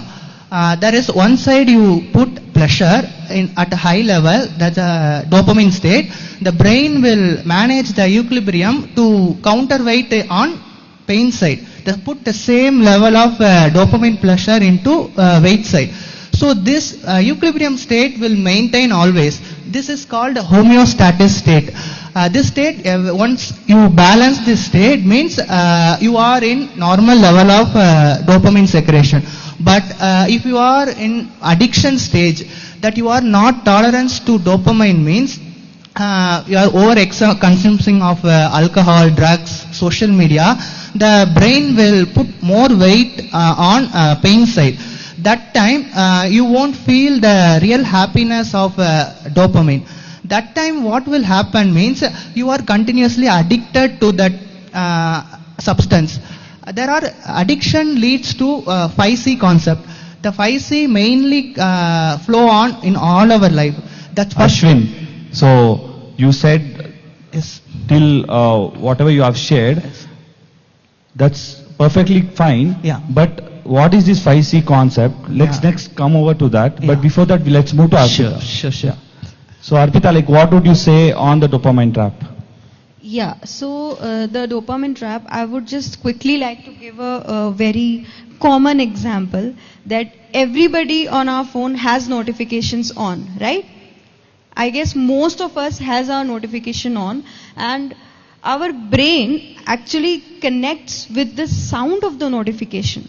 First 100 times it won't matter that much, but as soon as it crosses the 100th time, our brain connects the sound of the notification that yes, something unexpected, something funny or something important might have came on my like phone, might have arrived on my phone. It could be anything, like it could be a spam message also, but our brain wants to feel the taste of that unexpected, unknowing content which is arrived on our phone.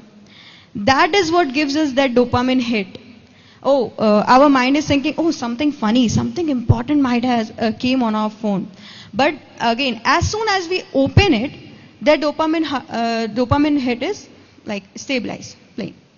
So yes, I would connect it with notification, and yes, social media also, like scrolling pattern. I would just give a quick example of it. There was a designer, my side hustle is designing. So there is a designer as a Ruskin, if the name is right. So he designed the concept of infinite scrolling. Now he is only apologizing for that concept, and he wants that concept to die. Okay, just he invented that concept so that like we don't need to hit the next page button, and we can continuously get involved with the content which the system is trying to deliver to us. So yes, that is one thing regarding that. Cool. Thank you. So, Dikshit, how is this dopamine trap affecting in your or any of a student's education system? So dopamine it's affecting students' learning based on instant gratification. If you see before 2000s, students were studying only through books, libraries and all, and their only goal was to read through books, not through using YouTube videos and all. Now what it came, one shot revision and full pack-up study and only digital studying. I don't say that is not bad. The major dark side of that is that in Chrome you'll be seeing many tabs. In one tab there will be YouTube, in another one tab you'll be having Netflix, in another tab you'll be having study. 90% you'll be going for Netflix and YouTube. And last, when you get some time, hey, let us study. That's what you'll do. And you'll feel like, hey, I studied more, let me take some break and let me watch some movies. So this is the situation happening in the education system now. So what would I say is that rather than studying more in a digital way, just fix to a minimalistic way where you can study only the thing you wanted to study. And the major thing is that the concentration is dividing here. One time you will watch reels and shorts and all, another time you will be watching YouTube, you will be studying. And the brain will like, what bro, why bro? It's like that. So my suggestion is that just stick to one thing. Like if you want to watch video, watch video. If you want to study, study with the same tab. So that you'll be getting more focus and more concentration. Thank you, Dikshit. Sneha, so we all understood like different perspectives of dopamine trap, like how this is leading to suicides. Can you give your thoughts on this? Okay, so suicide, it's like the most extreme end of what dopamine hit can do.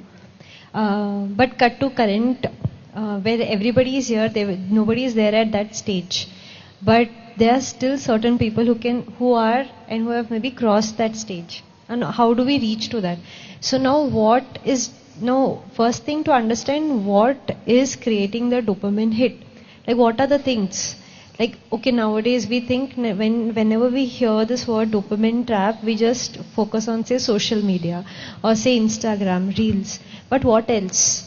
Like, for example, Vishwa started with how many apps you have in your phone. So, our world is now, it's become our phone. Like, we are going less outside. Instead of interacting with friends, we are interacting with ChatGPT, Copilot. How much ever time we're using those shortcuts, that is the dopamine hit that is giving us quick rewards. It's not only Instagram.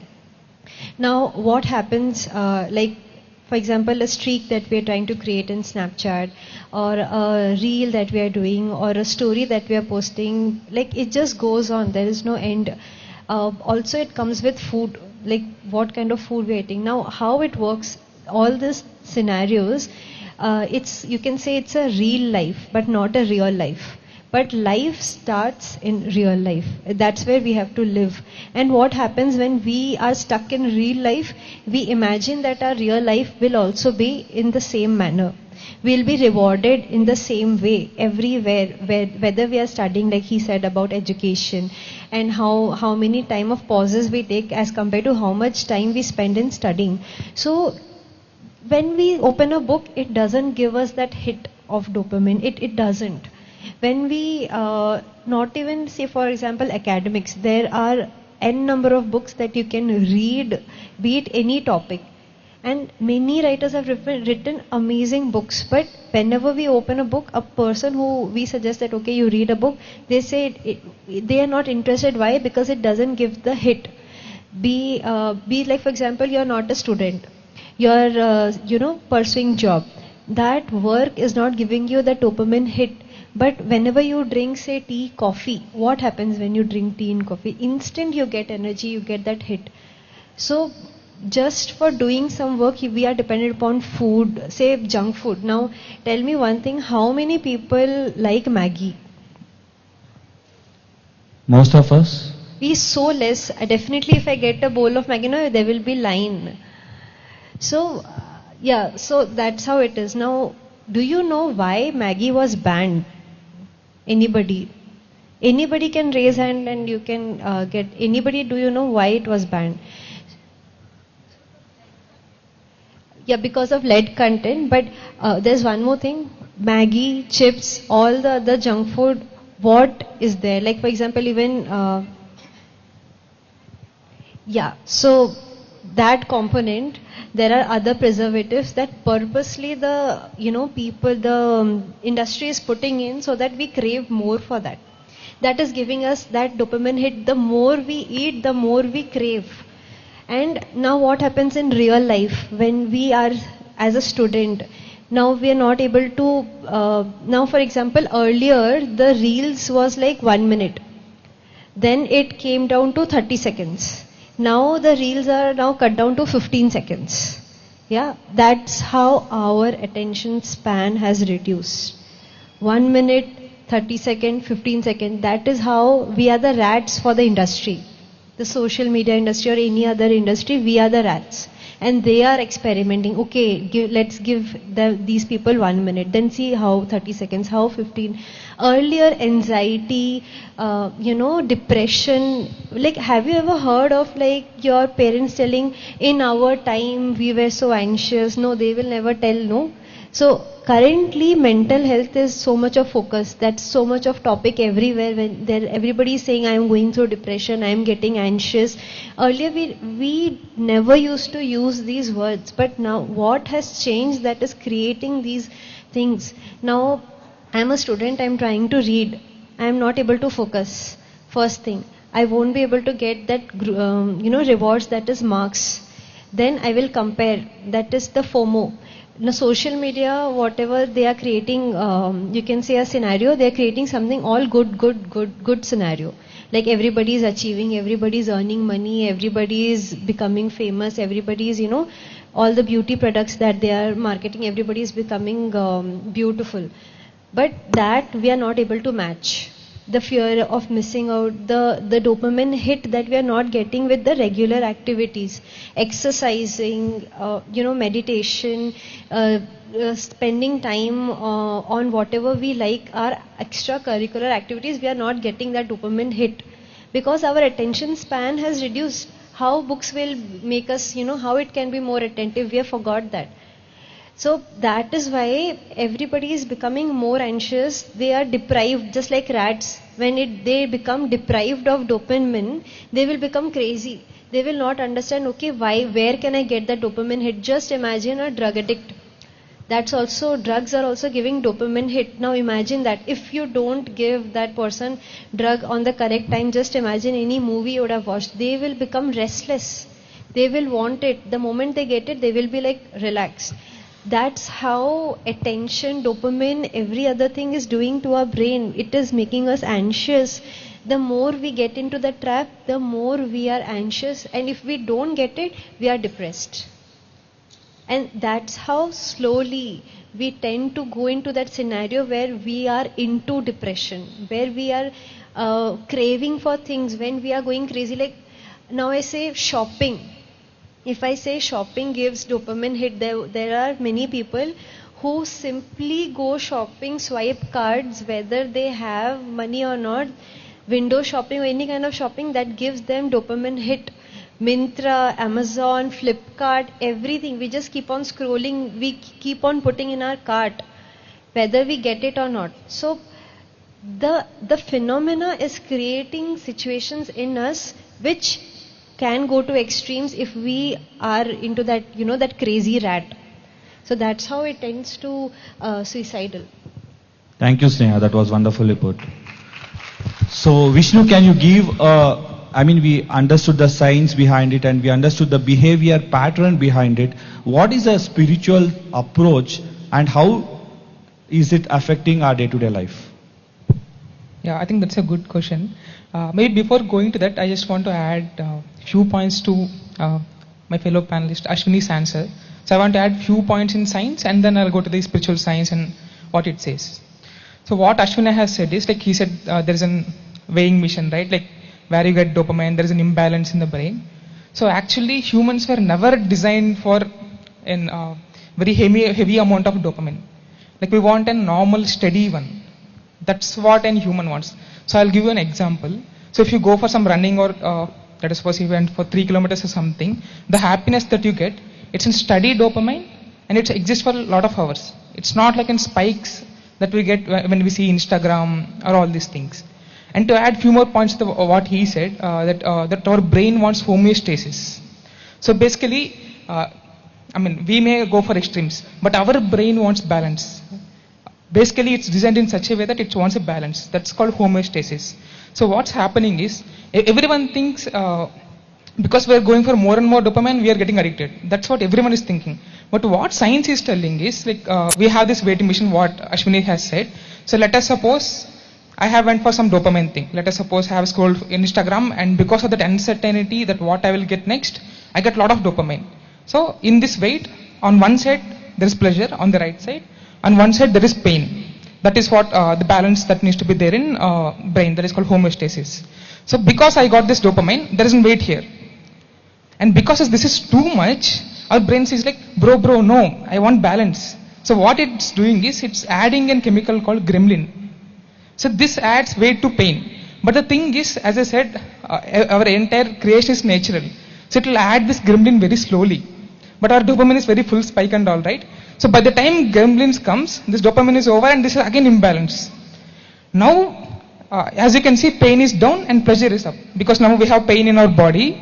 Now what's happening naturally is, now again you want some dopamine. Not because you had dopamine, but because you have pain in brain. That's the major point that what science is. Now because you have pain, again you want some dopamine to balance this pain. So again you will go open Insta or go for some gaming or do something. So again you want to balance. So and eventually this balancing thing never happens. And because of our habits that we have, that we see gradually forms, this pain set that what I have said, this gremlin has created an entire deposit. So basically our balance is like this. Whoever has addictions like gaming addiction, what all we have. So on the pain side, we have a lot of gremlins. So now because we have pain, we want dopamine. So now I think you understand my point, right? Not because we wanted dopamine, we want more dopamine. That's how not we are pursuing dopamine. Because we got this pain, now we want more and more dopamine. So basically to create balance, Yes. we are just playing seesaw, like how we used to play in childhood. Exactly. Right? And this is never balanced. Yeah. That's how we are getting addicted. So basically we are all, as Sneha was mentioning, we are also become products. Initially we used to buy products or services. Now whoever is using Instagram or any app, we are products for them, for their business. Right? So that's how we are falling into trap unconsciously. Cool. Yes, exactly. So hope you all are getting a better understanding of this. Guys, a big round of applause for the panelists. Whew. Now let's have a quick rapid fire question. Okay? Starting with Ashwin. Coffee or tea? No. No? Okay, that's a good one. Early bird or a night owl? Early bird. Early bird.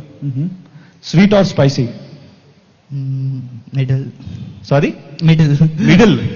Middle path. Okay, you can say, okay, something in between. Cool. Over to you, Arpita. Books or reels?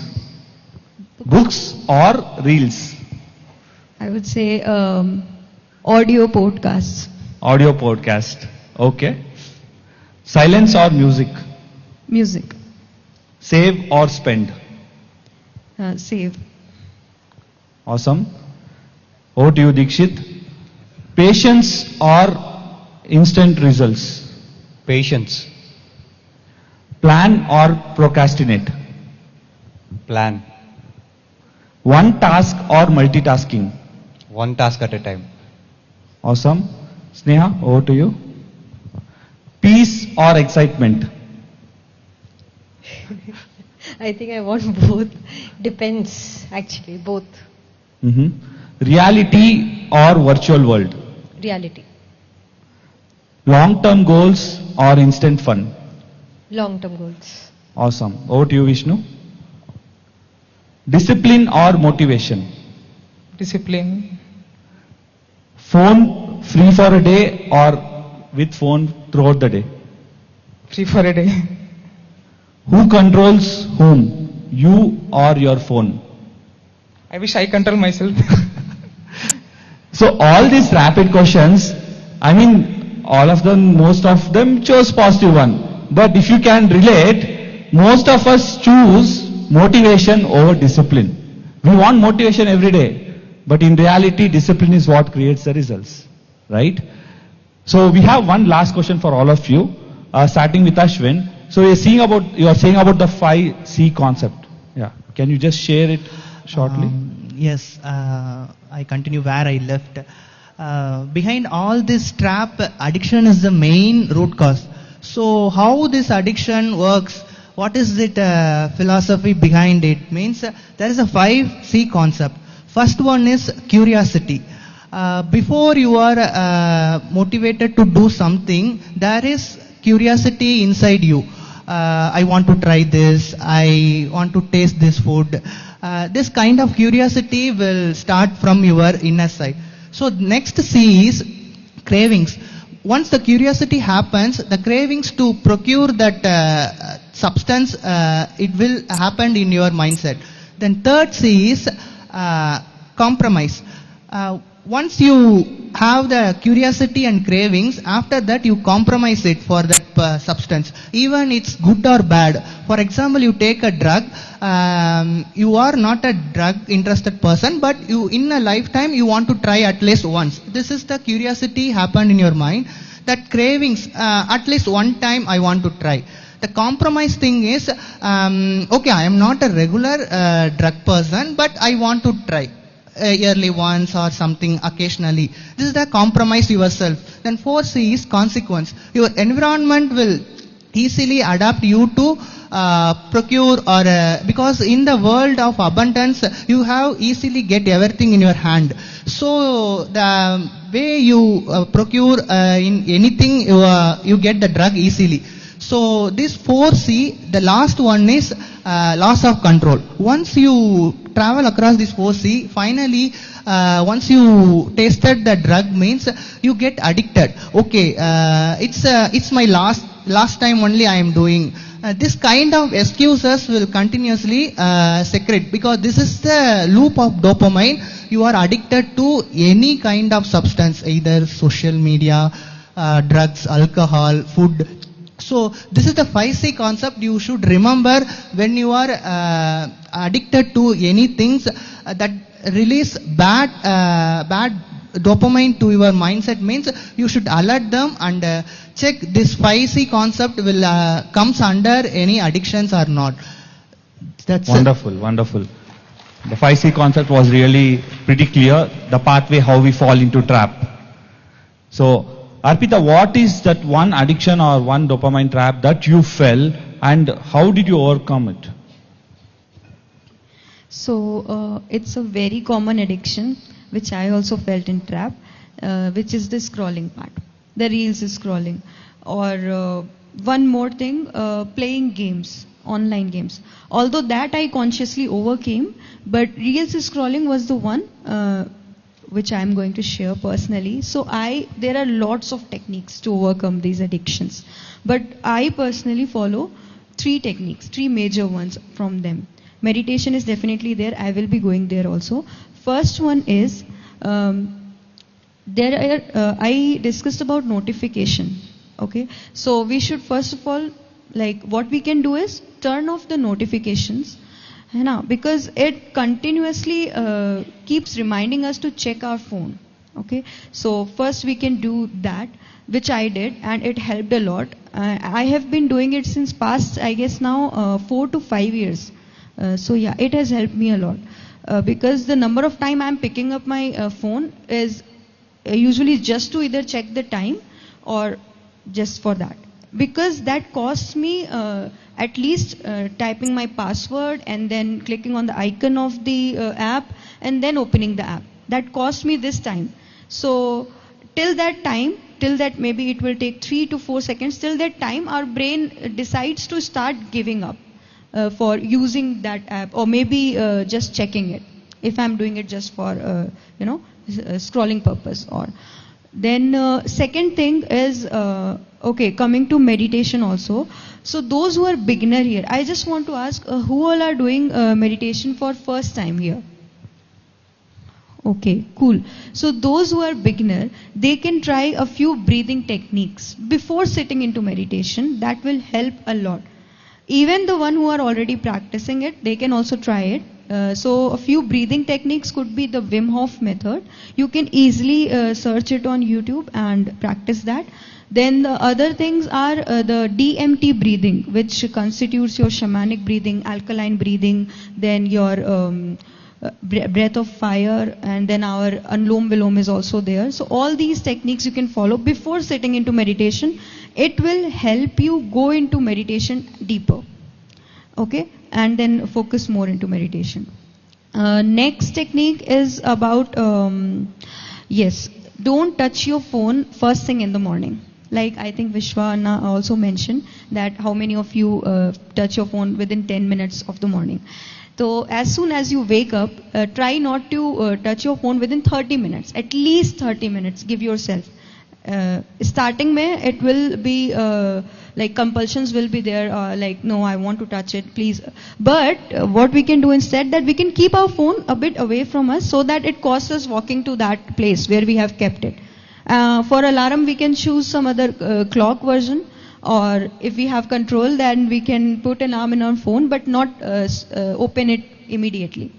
So that thing we can do. Instead of that, what we can do, we can just stretch ourselves, take deep breaths on the bed only, watch the nature, and visualize what we are going to do all the day, like what's the plan for the day today. Also, we can visualize our visions, or we can just simply sit and visualize what we are going to become, our vision.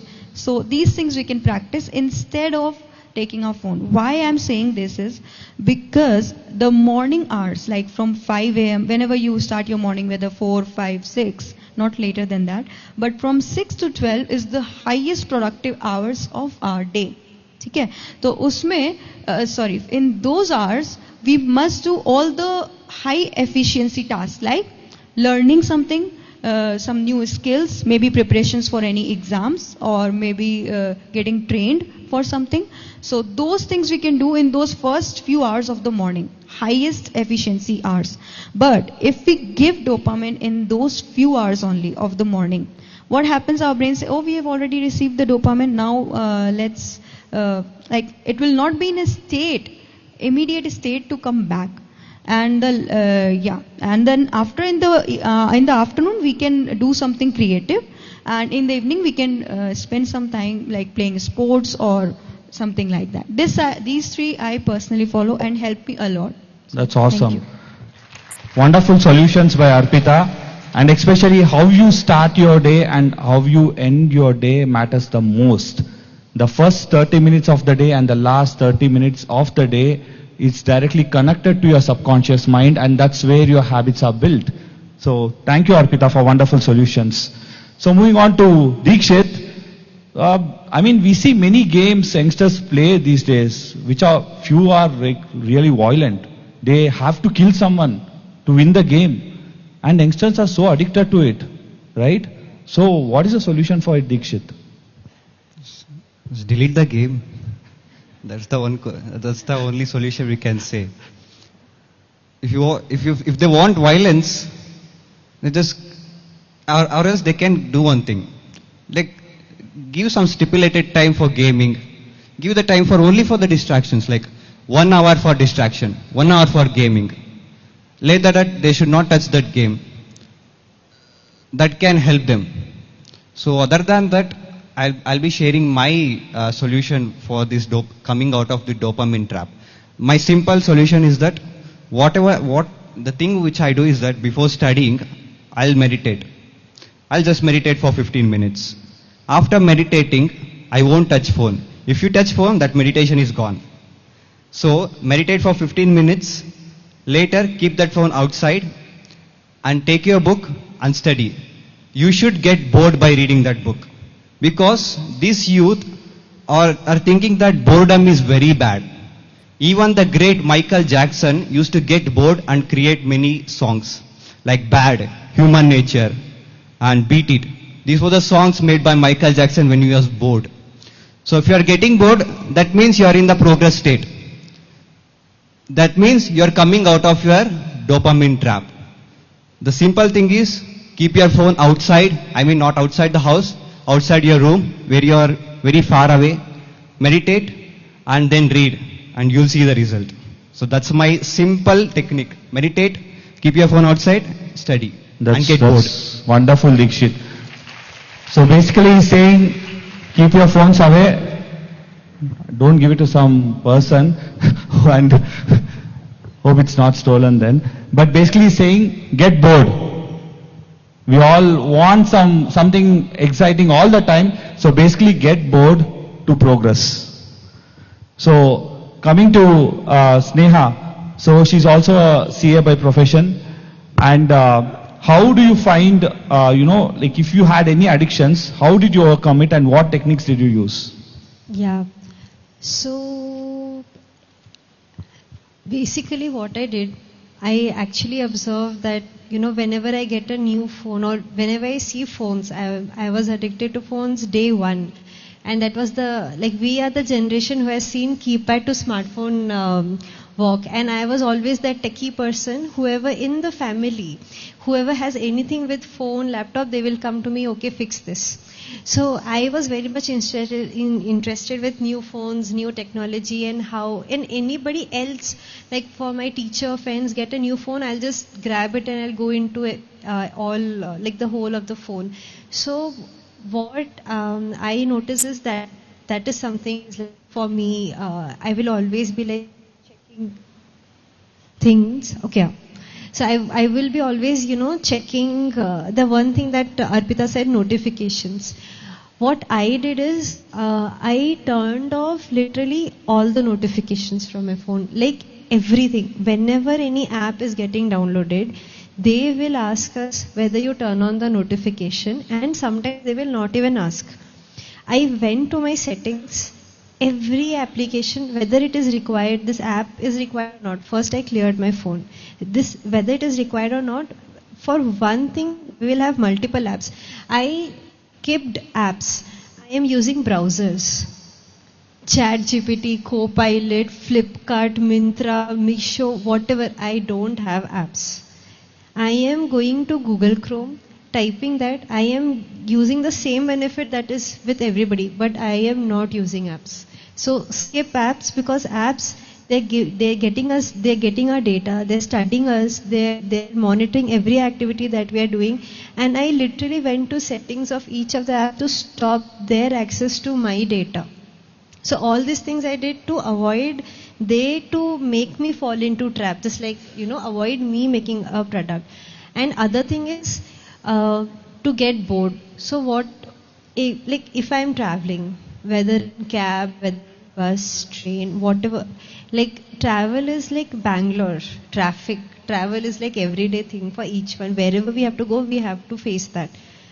Now, 1 second of boredom and we take out and we, start checking whatever be, like even if you're not doing Insta, something you're doing on your phone, you can't stay still. Like that's what I did to myself is, no, I'll not, while I'm waiting, while I'm in a queue, while I'm traveling, while I'm doing anything, I'll not use my phone. I'll say, no, not phone, unless I get a call or anything, or I'm expecting a message. Until then, no, I will not use. I will observe other people, nature, and that will be very interesting, a task. So that is one thing which. The thing is, the smallest of the activity we think has the largest of the impact of our day. So start small. Thank you, Sneha. Again, wonderful solution. So basically, after this session, take your phones and delete all the unnecessary apps and majorly turn off the notifications. Wow. So, Vishnu, we have last 2 minutes and your spiritual approach on this. Last 2 minutes. Yeah, I'll summarize it in just 2 minutes. So, if you have seen the benefits of meditation slide of Patri Sir's, he mentioned a point where he said, if you do meditation, wasteful habits die in a natural way. So there is an entire science behind it. That's what we call the spiritual science. So as we don't have much time, I'll just go through on the top and I won't go too deep. So as you all know, our mind has different levels. The one which we use normally, like when we're normal awake, is conscious mind. But in deep inside, we have something called subconscious and unconscious mind. That is called chitta. And meditation is yogaha chitta vritti nirodha. That means clearing this even subconscious and unconscious mind. And when I say like what is this clearing of this subconscious and unconscious mind, all our habits, all our experiences that we had, not just in this life, even in the past life. So let us take myself. By nature I would have drawn into some substance, or by nature I have drawn into some behaviorals, like behavioral dopamine thing. So all these things happen because of a specific reason called, this is called samskaras, which are there in the subconscious and unconscious mind. Because of these things, I am acting in that specific way. And I was telling yogaha chitta vritti nirodha, right? So basically meditation, with the help of this cosmic energy, cleans out all these entire wasteful experiences and wasteful desires in your subconscious and unconscious mind. That's how you come out of your dopamine thing. Maybe I'll just tell you one more point also. So you might have seen me explaining about the science behind all these things, right? But science misses a point. For each person, dopamine differs. Like for me, something gives me dopamine. For her, something gives dopamine. All these different behavioral things also come from the subconscious and unconscious mind. And for all these things, the root causes this subconscious and unconscious mind, and the root solution is meditation. So I understand with meditation is the solution. So I would say, finally meditation is a wonderful solution, and all the tips, try to follow all the tips and be conscious of what you do. Let us not become products for someone else to print money, but let us be conscious in how we live our lives and have a wonderful conscious living with peaceful atmosphere around ourselves and be productive and achieve our goals. So a big round of applause for all of the panelists for giving wonderful solutions and explaining what dopamine trap is. Thank you guys. Thank you. Let's have one group pic.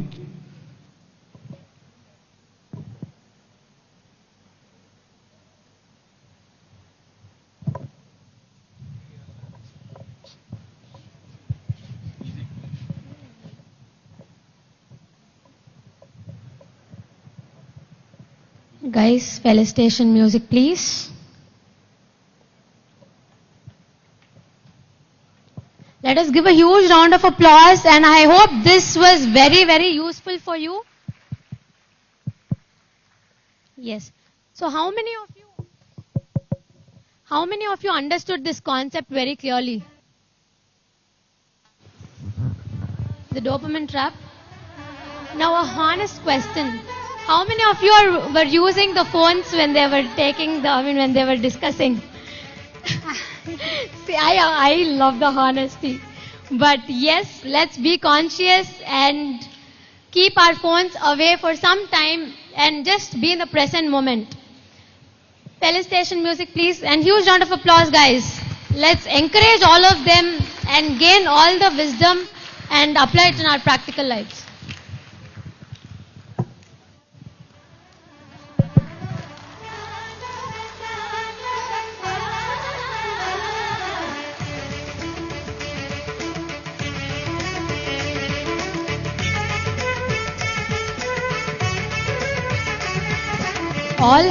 All of them have been applying and implementing the tips and tricks, whatever they have given in their daily lives, and has seen the results of the tips that they have been following. So please do try it once for yourself and see the results.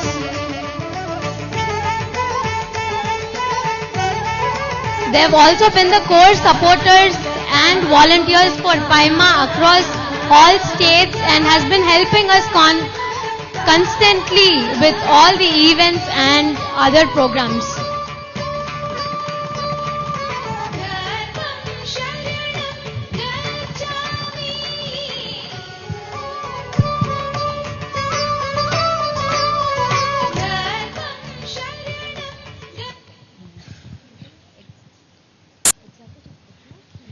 Thank you. That was a wonderful, wonderful panel discussion. And as Vandana said, there are many, many takeaways. So there was a science behind it and what they have experienced, and they've also given us a lot of takeaways which we can apply. So and now the stage is over to Himashri. So there will be a beautiful Q&A with Shreyans Daga. Over to you, Himashri. How many of you are excited for Shreyans Daga's Q&A session? Yes? Excited. Let's give a big shout out. No, we're not starting. A big shout out. Awesome, that's the energy. Over to Himashri, guys.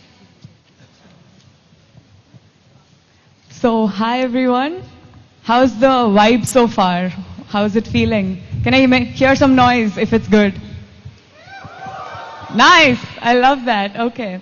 So, now we have a chance to ask questions to an amazing speaker, entrepreneur, and more than that, a wisdom master, a master of PSSM, who's going to be coming online for us. It's none other than Shreyans Daga. Have you gone around the pyramid? Have you seen the posters and flyers? And there's so many quotations. How many of you have read those? Yes. So there's a lot of quotes that are by Shreyans that have been put up around. So now you know who it is. Shreyans Daga is the founder of Shreyans Daga Foundation, and he has been transforming lives of over more than thousands of millions of people. And he's an expert in spirituality, spiritual science. He gives spiritual science in a way that is easy to implement, easy to practice, and easy to understand. So any question that you have, big or small, this is your chance to ask. So while we wait, I want you all to think of the questions that have been bothering you. It could be about anything. So who's ready? Who wants to go first? So that's Shreyans sir. Hi sir, welcome to Awakening Youth Fest. We have all the participants eagerly waiting for you. In person, but happy to join online. Yes, sir, we can hear you now. Sorry, we missed a bit of what you said. So yes. So I'm ready. So go ahead. Thank you so much. So sir kindly accepted our invitation to do a Q&A session for all of us. So let's get started. Like I explained, Shreyans sir is an expert in spiritual science and he explains it in a way that is easily understandable and can be implemented in a practical day-to-day life. So please ask your questions. Sir has immense knowledge and wisdom on a lot of topics. So whoever wants to go first, please raise your hands. Can you get up and come towards the center so sir can see you clearly? To the blue mat, yeah, perfect. Hello, sir. Good morning. Hi. Good morning. Afternoon. I'm Renuka. I've attended a couple of your retreats and I attend your sessions every Saturday, breathwork sessions. Nice. So, for a year I worked really hard to get a good job and I got it. I work for Expedia Group now as a senior manager. So my question is, how do I manifested a good job after so many rejections, right? But now I'm scared that I would be able to keep it. Like, for some reason, there is this imposter syndrome that's showing up telling that I may screw up, I may not do well, that in the past job, whatever feedback I got may continue. Like, I'm getting a lot of those fears. So, what do I do? Right. So this is very common. Sometimes we chase something and when we get that, then the thing comes up is the fear of losing it. Right? While we didn't have, we wanted it, and the fear of not having was there, and now when we have it, the fear of losing was there. So but what was constant throughout was the fear. So over a period of time when we go through challenges, through adverse situations or any contrasting situations, like you said that you lost in the last job, you lost the job or it didn't work out. So whatever, so many times the end product of that experience is an emotion, right? So we memorize these emotions, say right now in form of fear or insecurity, right? And then throughout, for getting a new job, you were going through the stress, as you said, you did a lot of hard work, and which is fine. But what is important is the emotions behind that. And it could be a stressful situation, again, feeling of insecurity or fear, what if I don't get the job? And by the time you finally got the job, now the fear comes in is losing the job, right? Or what if something goes wrong, as you said. So what happens is, our body is a memory bank of all these emotions. Every time you think a thought, your brain releases a chemical, and according to the chemical, the body feels. Now once felt, your body stores these emotions, right? And over a period of time, when you think the same feeling, when you think the same thoughts, think the same feelings over and over again, you become addicted to those emotions, right? So now, even though you're in a good job, your dream job or what you really wanted, now the body has not changed, the body is still the same. It is the same body which goes to work. So body is addicted to stress, hormones of stress, say cortisol or say insecurity.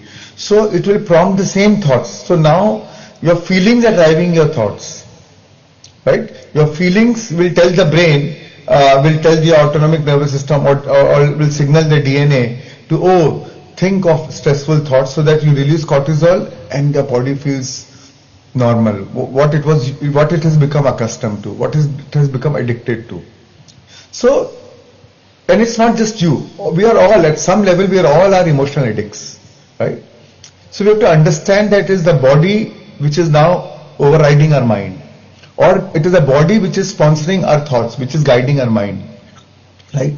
It's no more mind over matter, it is matter overriding our mind, right?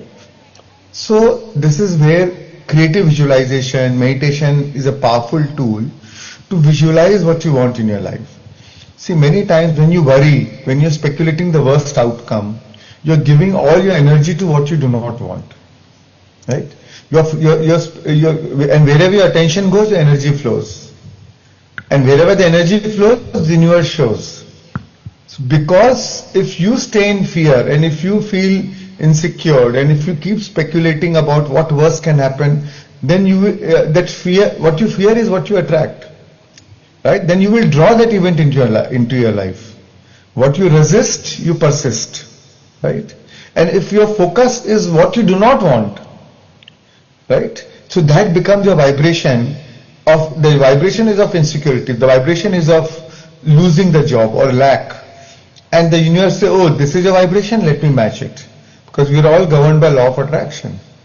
So what is important is to change, and it is, and there's nothing wrong. I mean, we all go through these things. So it's not like you are the only exception, and as we go through our life, we all, because in our innocence to survive our life challenges, we have become emotional addicts, right?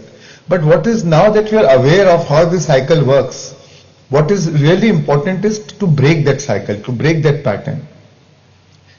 And that is where meditation, creative visualization during meditation helps a lot, because now you're focusing, you change your attention from what you do not want to what you want. As if you're enjoying a job. It's a dream. During your meditation, you visualize that, oh, I'm in a dream job. I love this job. I'm paid so well. I'm growing. I'm progressing, or whatever. I'm feeling so fulfilled. So use your brain to now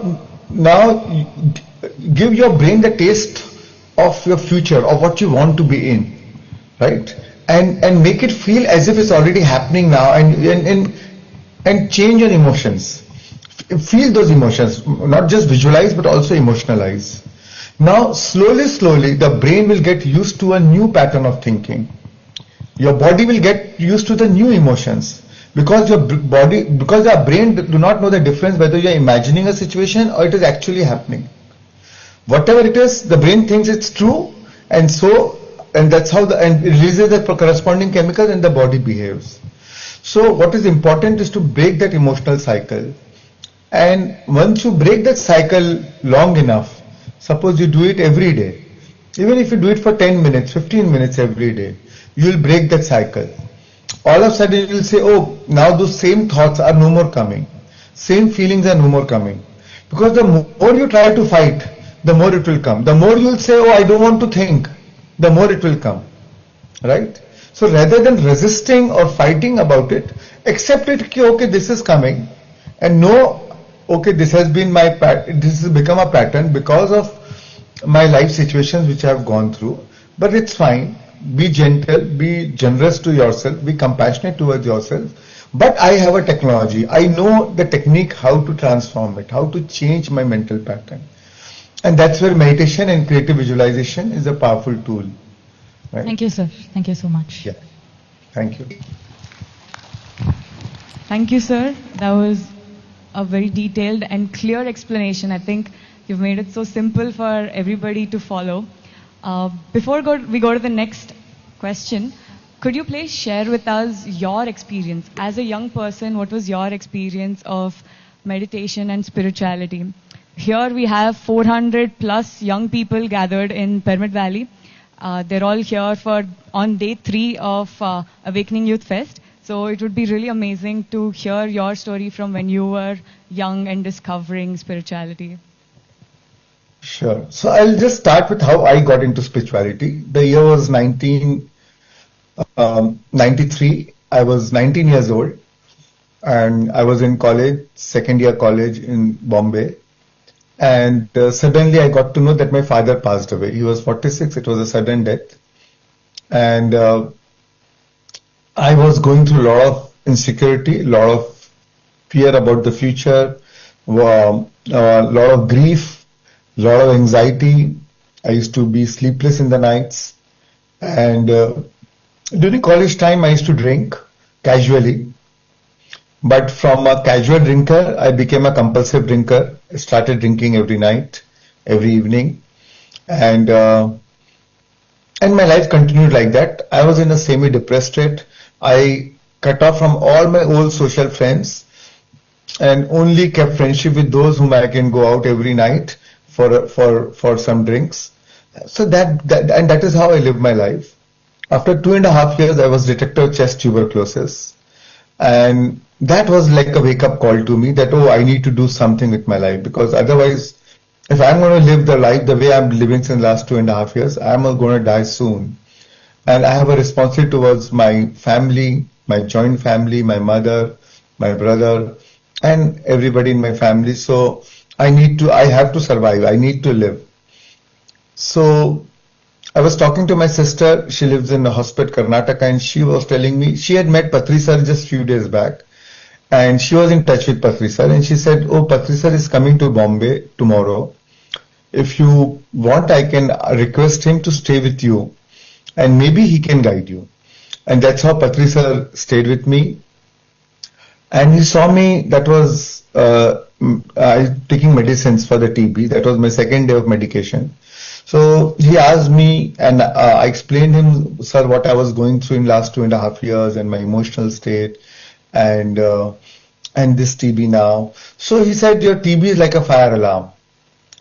But the real fire is your grief, your anxiety, your emotions. So you may, by taking medicine, you will shut the fire alarm, but you're not dealing with the root cause, the fire.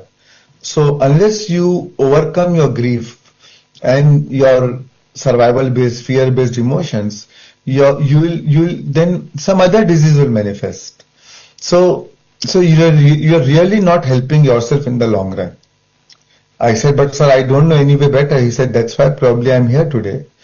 And first time he said, and the best way to heal yourself emotionally is meditation. First time I sat with him for meditation, he was playing flute, and he said, let's do it for 10 minutes. By the time I opened my eyes, it was 40 minutes. And I had a chest TB, so I was doing the meditation. I was feeling a lot of sensation in my chest area. And by the time after 40 minutes, he told me to open the eyes. I couldn't believe that I sat for 40 minutes. First thing was, that was a surprise. And when I opened my eyes, I felt so calm, so peaceful, so relaxed, that feeling I'd forgotten in the last 2.5 years. And that made me really curious. There is something in meditation. And what is the science behind it? So I asked him many questions, and sir was not like any other traditional Guruji types, he was very scientific in approach. He explained everything, the science of meditation, all my questions he answered. And then he told me, if you give me a commitment, sir was leaving next day. So he said, if you give me a commitment that if you meditate for 40 days every day, you don't need to take medicines, and you can heal your TB without any medication. My first experience of meditation was so great, so I gave him that commitment. I was fully charged up because that feeling was so profound now. So I gave him the commitment. And sir was leaving next day, and I had more questions, so he gave me 2 books, The Power of Subconscious Mind and The Elements of Visualization. And he said, while these 40 days, I want you to complete these 2 books. Sir left. I started meditating every day. I was enjoying the feeling after post-meditation. And that became my, motivation to meditate actually. After meditation, I feel good.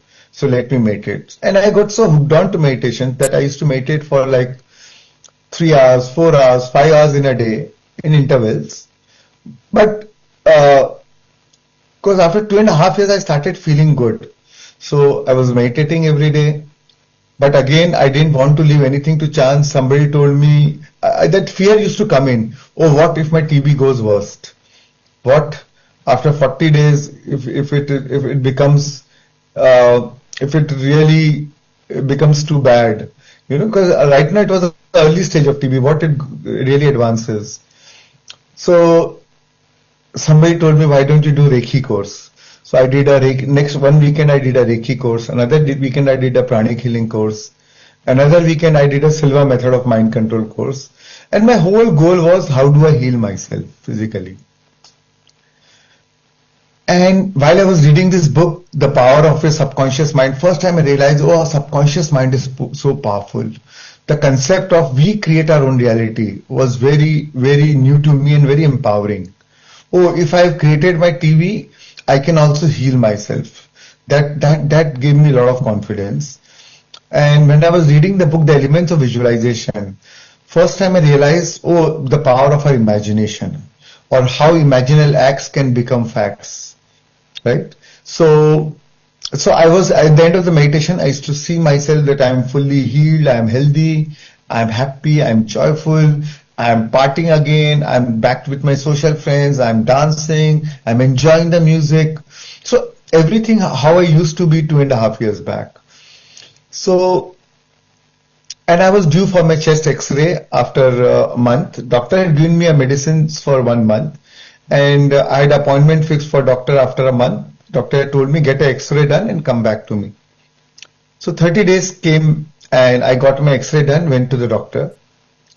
And doctor was really surprised. He said, this is the first time in my life I'm seeing a case where just with 1 month of medication, TB is completely gone. Now, I didn't tell the doctor that I just took 2 days of medication, but that was a very profound and empowering moment for me. And I was filled with so much of joy and inspiration within me that, and so grateful for Patri sir that, you know, one day he came, he stayed with me, and he gave me a path and such a simple technique, and I healed myself. And I remember when I was walking down the doctor's clinic, there were continuously tears rolling down my eyes. And since then, and then that inspiration came to me that in this lifetime, I want to teach meditation to everybody. I want to not actually teach, but I want to spread meditation, and I want to help Patri sir to propagate it to everyone, and reach to my friends, family, or whoever I know to tell them about meditation and how meditation can help them. So since then I've been into spirituality, and I got in touch with Patri sir, and through him I met so many masters and read so many books, and life has never been the same again, you know. Life kept getting better and better, and many incidences, even my financial success, my family is from Madhya Pradesh, small town Betul, and my business was not doing good, and in fact it was in the verge of closure. It was a sick unit, and I used the same visualization techniques for my work also, and it worked.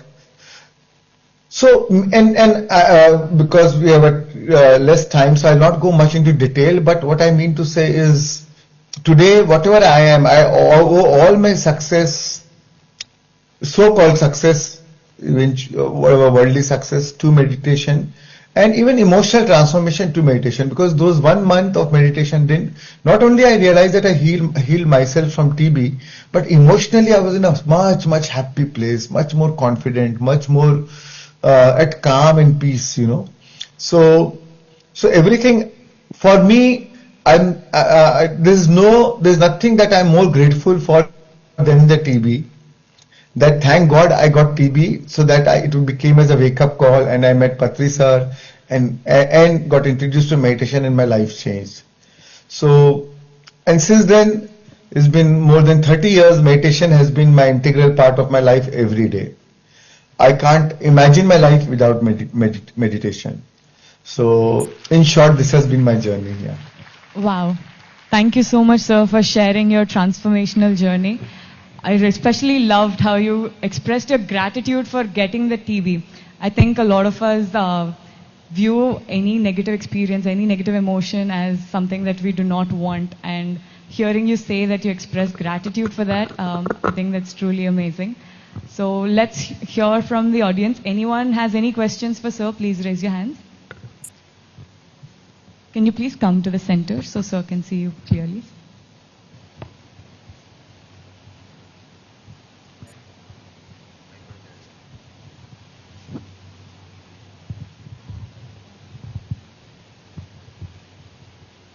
Hi sir, my name is Tanisha and my question is, I have two questions, both are connected to relationships. I feel like one pattern that I observed about me recently is that I get angry very fast with connections who are very, very close to me. And the reason for that is because I see them repeating the same action, something from which they can grow out of. Like for example, my friend, she was supposed to come with me for this fest and she had her plan fully sorted out and she was very excited for this. And earlier, before this, many times she has expressed excitement to come. She has wanted to come to places, but I always feel like she would compromise that for, for something else in her life, and then she'd regret about it later. She'd share with me and I'd just accept it. But I don't know why I felt, first of all, I felt very angry this time. I felt upset also, and I had to let go of it eventually, but that anger kind of stayed with me. I was like, I'm seeing this person repeating the pattern. I want to tell her, I want to communicate to her, and I did that. But I still felt like she could not, understand fully what I'm saying. And another question that I have is about boundaries in a relationship. Like, how do we set boundaries, healthy boundaries for ourselves, and understand boundaries that others set? Right. So, coming to your first question, so the anger is some form of resistance. Any negative emotion is some form of resistance to the current happening, right? Now, why is there resistance? What is resistance? Means non-acceptance to what it is. Now, because she is your close friend and you love her and you want good for her and you believe that if she come it will be good for her. So your intention is good, but it is conditional. It is conditional with an expectation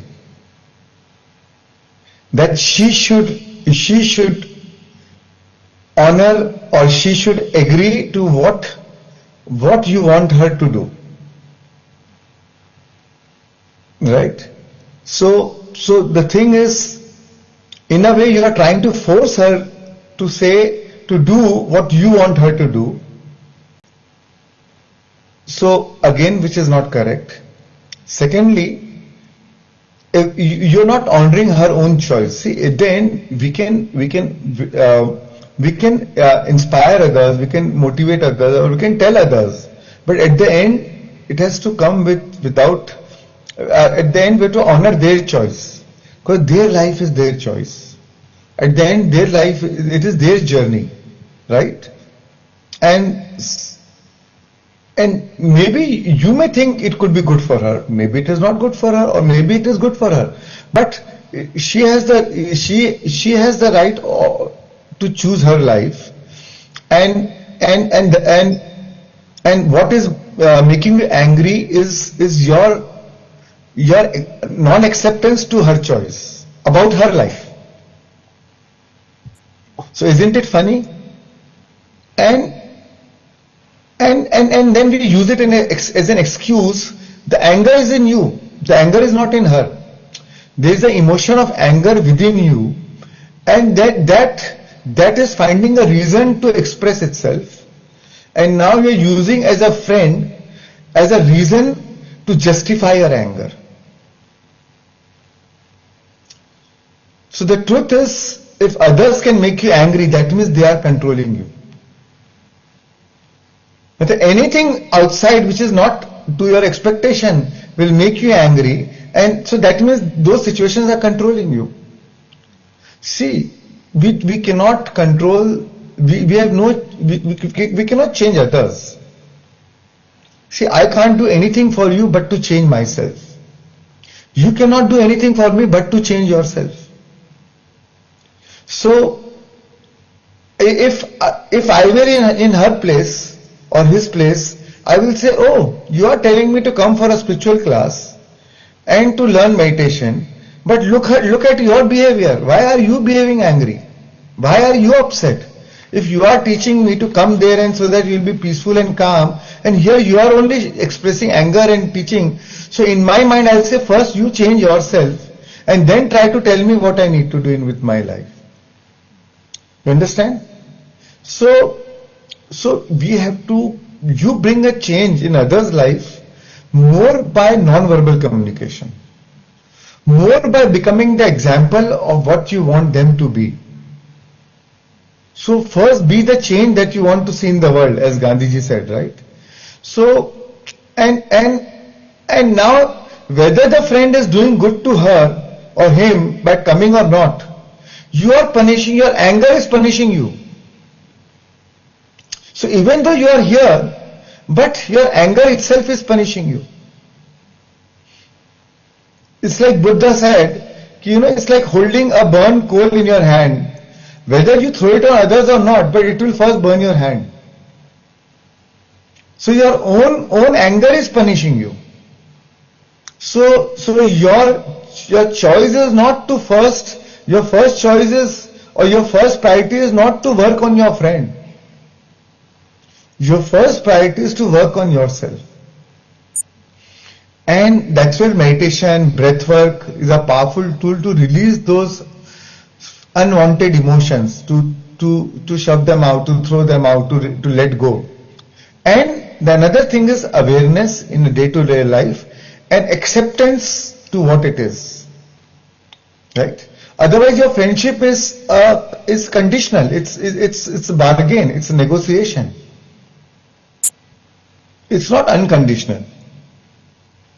Right? It's a calculation, it's a negotiation. If I do this, then I'll be like this. If I don't do this, if you don't do this, then I'll be like this. So even though your intention is good, but your attention is in a wrong place. There's a lot of expectation, and with expectation comes rejection. Then comes the anger, the frustration, the resistance. So the key is, we may choose, like I would want everybody to meditate, but it comes without expectation. I will do what I have to do, but then I honor their choice. Even to my own children, I don't force them to meditate. I would love if they meditate every day, but they don't do it, and it's fine to me. So, but then what is more important is see, 90% of our communication is verbal, non-verbal. More people learn from what you do and how you behave and how you demonstrate your mastery rather than what you say. Right? So why don't you focus on working on yourself and become an example of change rather than trying to change others? As Rumi said, yesterday I was clever, so I wanted to change the world. But today I am wise, so I am changing myself. Yeah. Thank you. Thank you, sir. And what was your second question? Sir, how to set healthy boundaries for ourselves in any relationship? Right. So it is about respecting your own, honoring yourself, honoring your own choices, right? Honoring your own personal space, right? And healthy boundaries make healthy relationships. So it's like when you feel your boundary is being violated, it is not about showing anger or frustration or just to make them understand your need. If you are feeling angry, it is natural to feel angry when our boundaries are violated, and it's a healthy anger. But rather than being angry, you can tell them, oh, when you do this, it upsets me. I feel angry. Next time I'll be happy if you honor this, or if you behave like this. And if you have something where you want me to honor any of your boundaries, I'll be happy to know about it. So where you express your need, but you're also honoring, giving, you're also open to understanding their needs. So where we speak in the language of needs, and the language of need is universal because all our needs are common. We all have basic 5-6 needs, right? And if you understand, make them understand their need, and you tell them to be open to understand their need, then they will be happy to honor your boundaries. So rather than showing anger or frustration, make them understand your need behind that anger, need behind the emotion, and express the need, not the expression of the need. Yeah? Thank you, sir. Thank you, sir. That was a great explanation. I really loved how you said the quote about Rumi, about being wise and changing yourself. So thank you so much. Can we take one more question from anyone? Who, please put your hands up. You can come to the middle.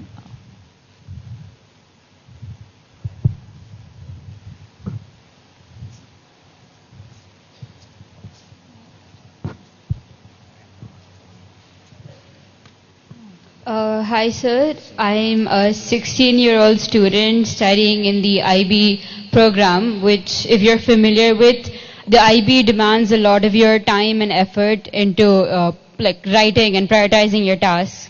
So coincidentally... I know, because my son is in IB too, he's 17, so I know exactly, yeah. Yeah, so while I was coming here, I read a quote that said, managing your energy is better than managing your time. So I want to know, as a student, how do you effectively manage your energy, specifically in the IB program, to make your studies more efficient? Right. So, yeah, time management is more important, energy management is more important than time management. See, as human beings, we focus on doing. But what is also important is from what state of being are you doing what you're doing, right? So, but especially as a student, when the work and when the social compulsion is so much, the curriculum is so it needs so much of your time, and curriculum itself gives so much stress. So I think this is a fault of our education system to a great degree, and also it makes it so competitive. But having said that, we are a part of that ecosystem, whether we like it or not. But somewhere, whenever given a chance, take time to enjoy life, to celebrate life, to have fun, right? So don't make it so serious that you forget having fun. So when your exams are there, when you need to study hard, it's fine. Because you need to do that, because that's what the environment demands, that the system demands it. But given a time when exams are done, make sure you celebrate life, make sure you have fun, make sure you party, make sure you laugh, make sure you do some fun activities. So balance it, right? And that is where you change your energy. So, and that will give you more, so when you go back to studies, you'll be more, motivated to study, you'll be able to be more focused more, and you don't make a stress as a regular feature in your body. See, we need to, because the education system is so stressful, and so we need to consciously take out time to also de-stress ourselves. And it could be anything which you're excited about. It could be if you're a singer or playing a guitar or music or dance, or if you're an artist, whatever excites you. Do something which you're also passionate about, which you love doing about it, right? Or it could be anything. It could be take time to meditate or go in nature or whatever. Don't make sure that you give some time to yourself to have fun, right? And that is how you change or shift your energy. And and then when you go back to studies, you'll do better. You will see, your results, all of a sudden, your results are better than you expected. Because then the universe is also helping you to match your vibration. Right? Yeah. Thank you, sir. Thank you so much, sir. That was a very valid question for a lot of the young people who have gathered here. A lot of us are students and navigating our world of being a student in a very competitive world. So thank you so much, sir, for your time and energy today. We really, really appreciate your wisdom and how clearly and simply you've explained so that it's accessible for everyone. So can we please give a huge round of applause for Shreyans sir. Thank you all, thank you so much. And thank you PIMA team for giving me this opportunity. I really enjoyed the interaction and wish you all the best. Thank you so much. Thank you.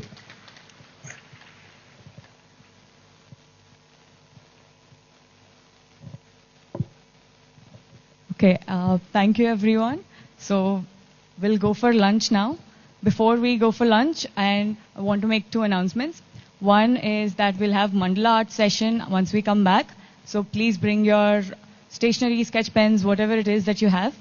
And we also have the donation counter open. That's the second announcement. So if you want to pay it forward, you've experienced an amazing, amazing event. So if you want to make this happen for someone else, some other young person, so please contribute as much as you can.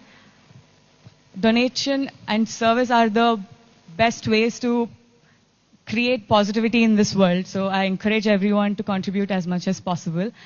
There is a help desk downstairs where there is a donation counter as well, so you can donate there. And there is also a donation counter near Annadana. So thank you everyone. See you all again in 1.5 hours.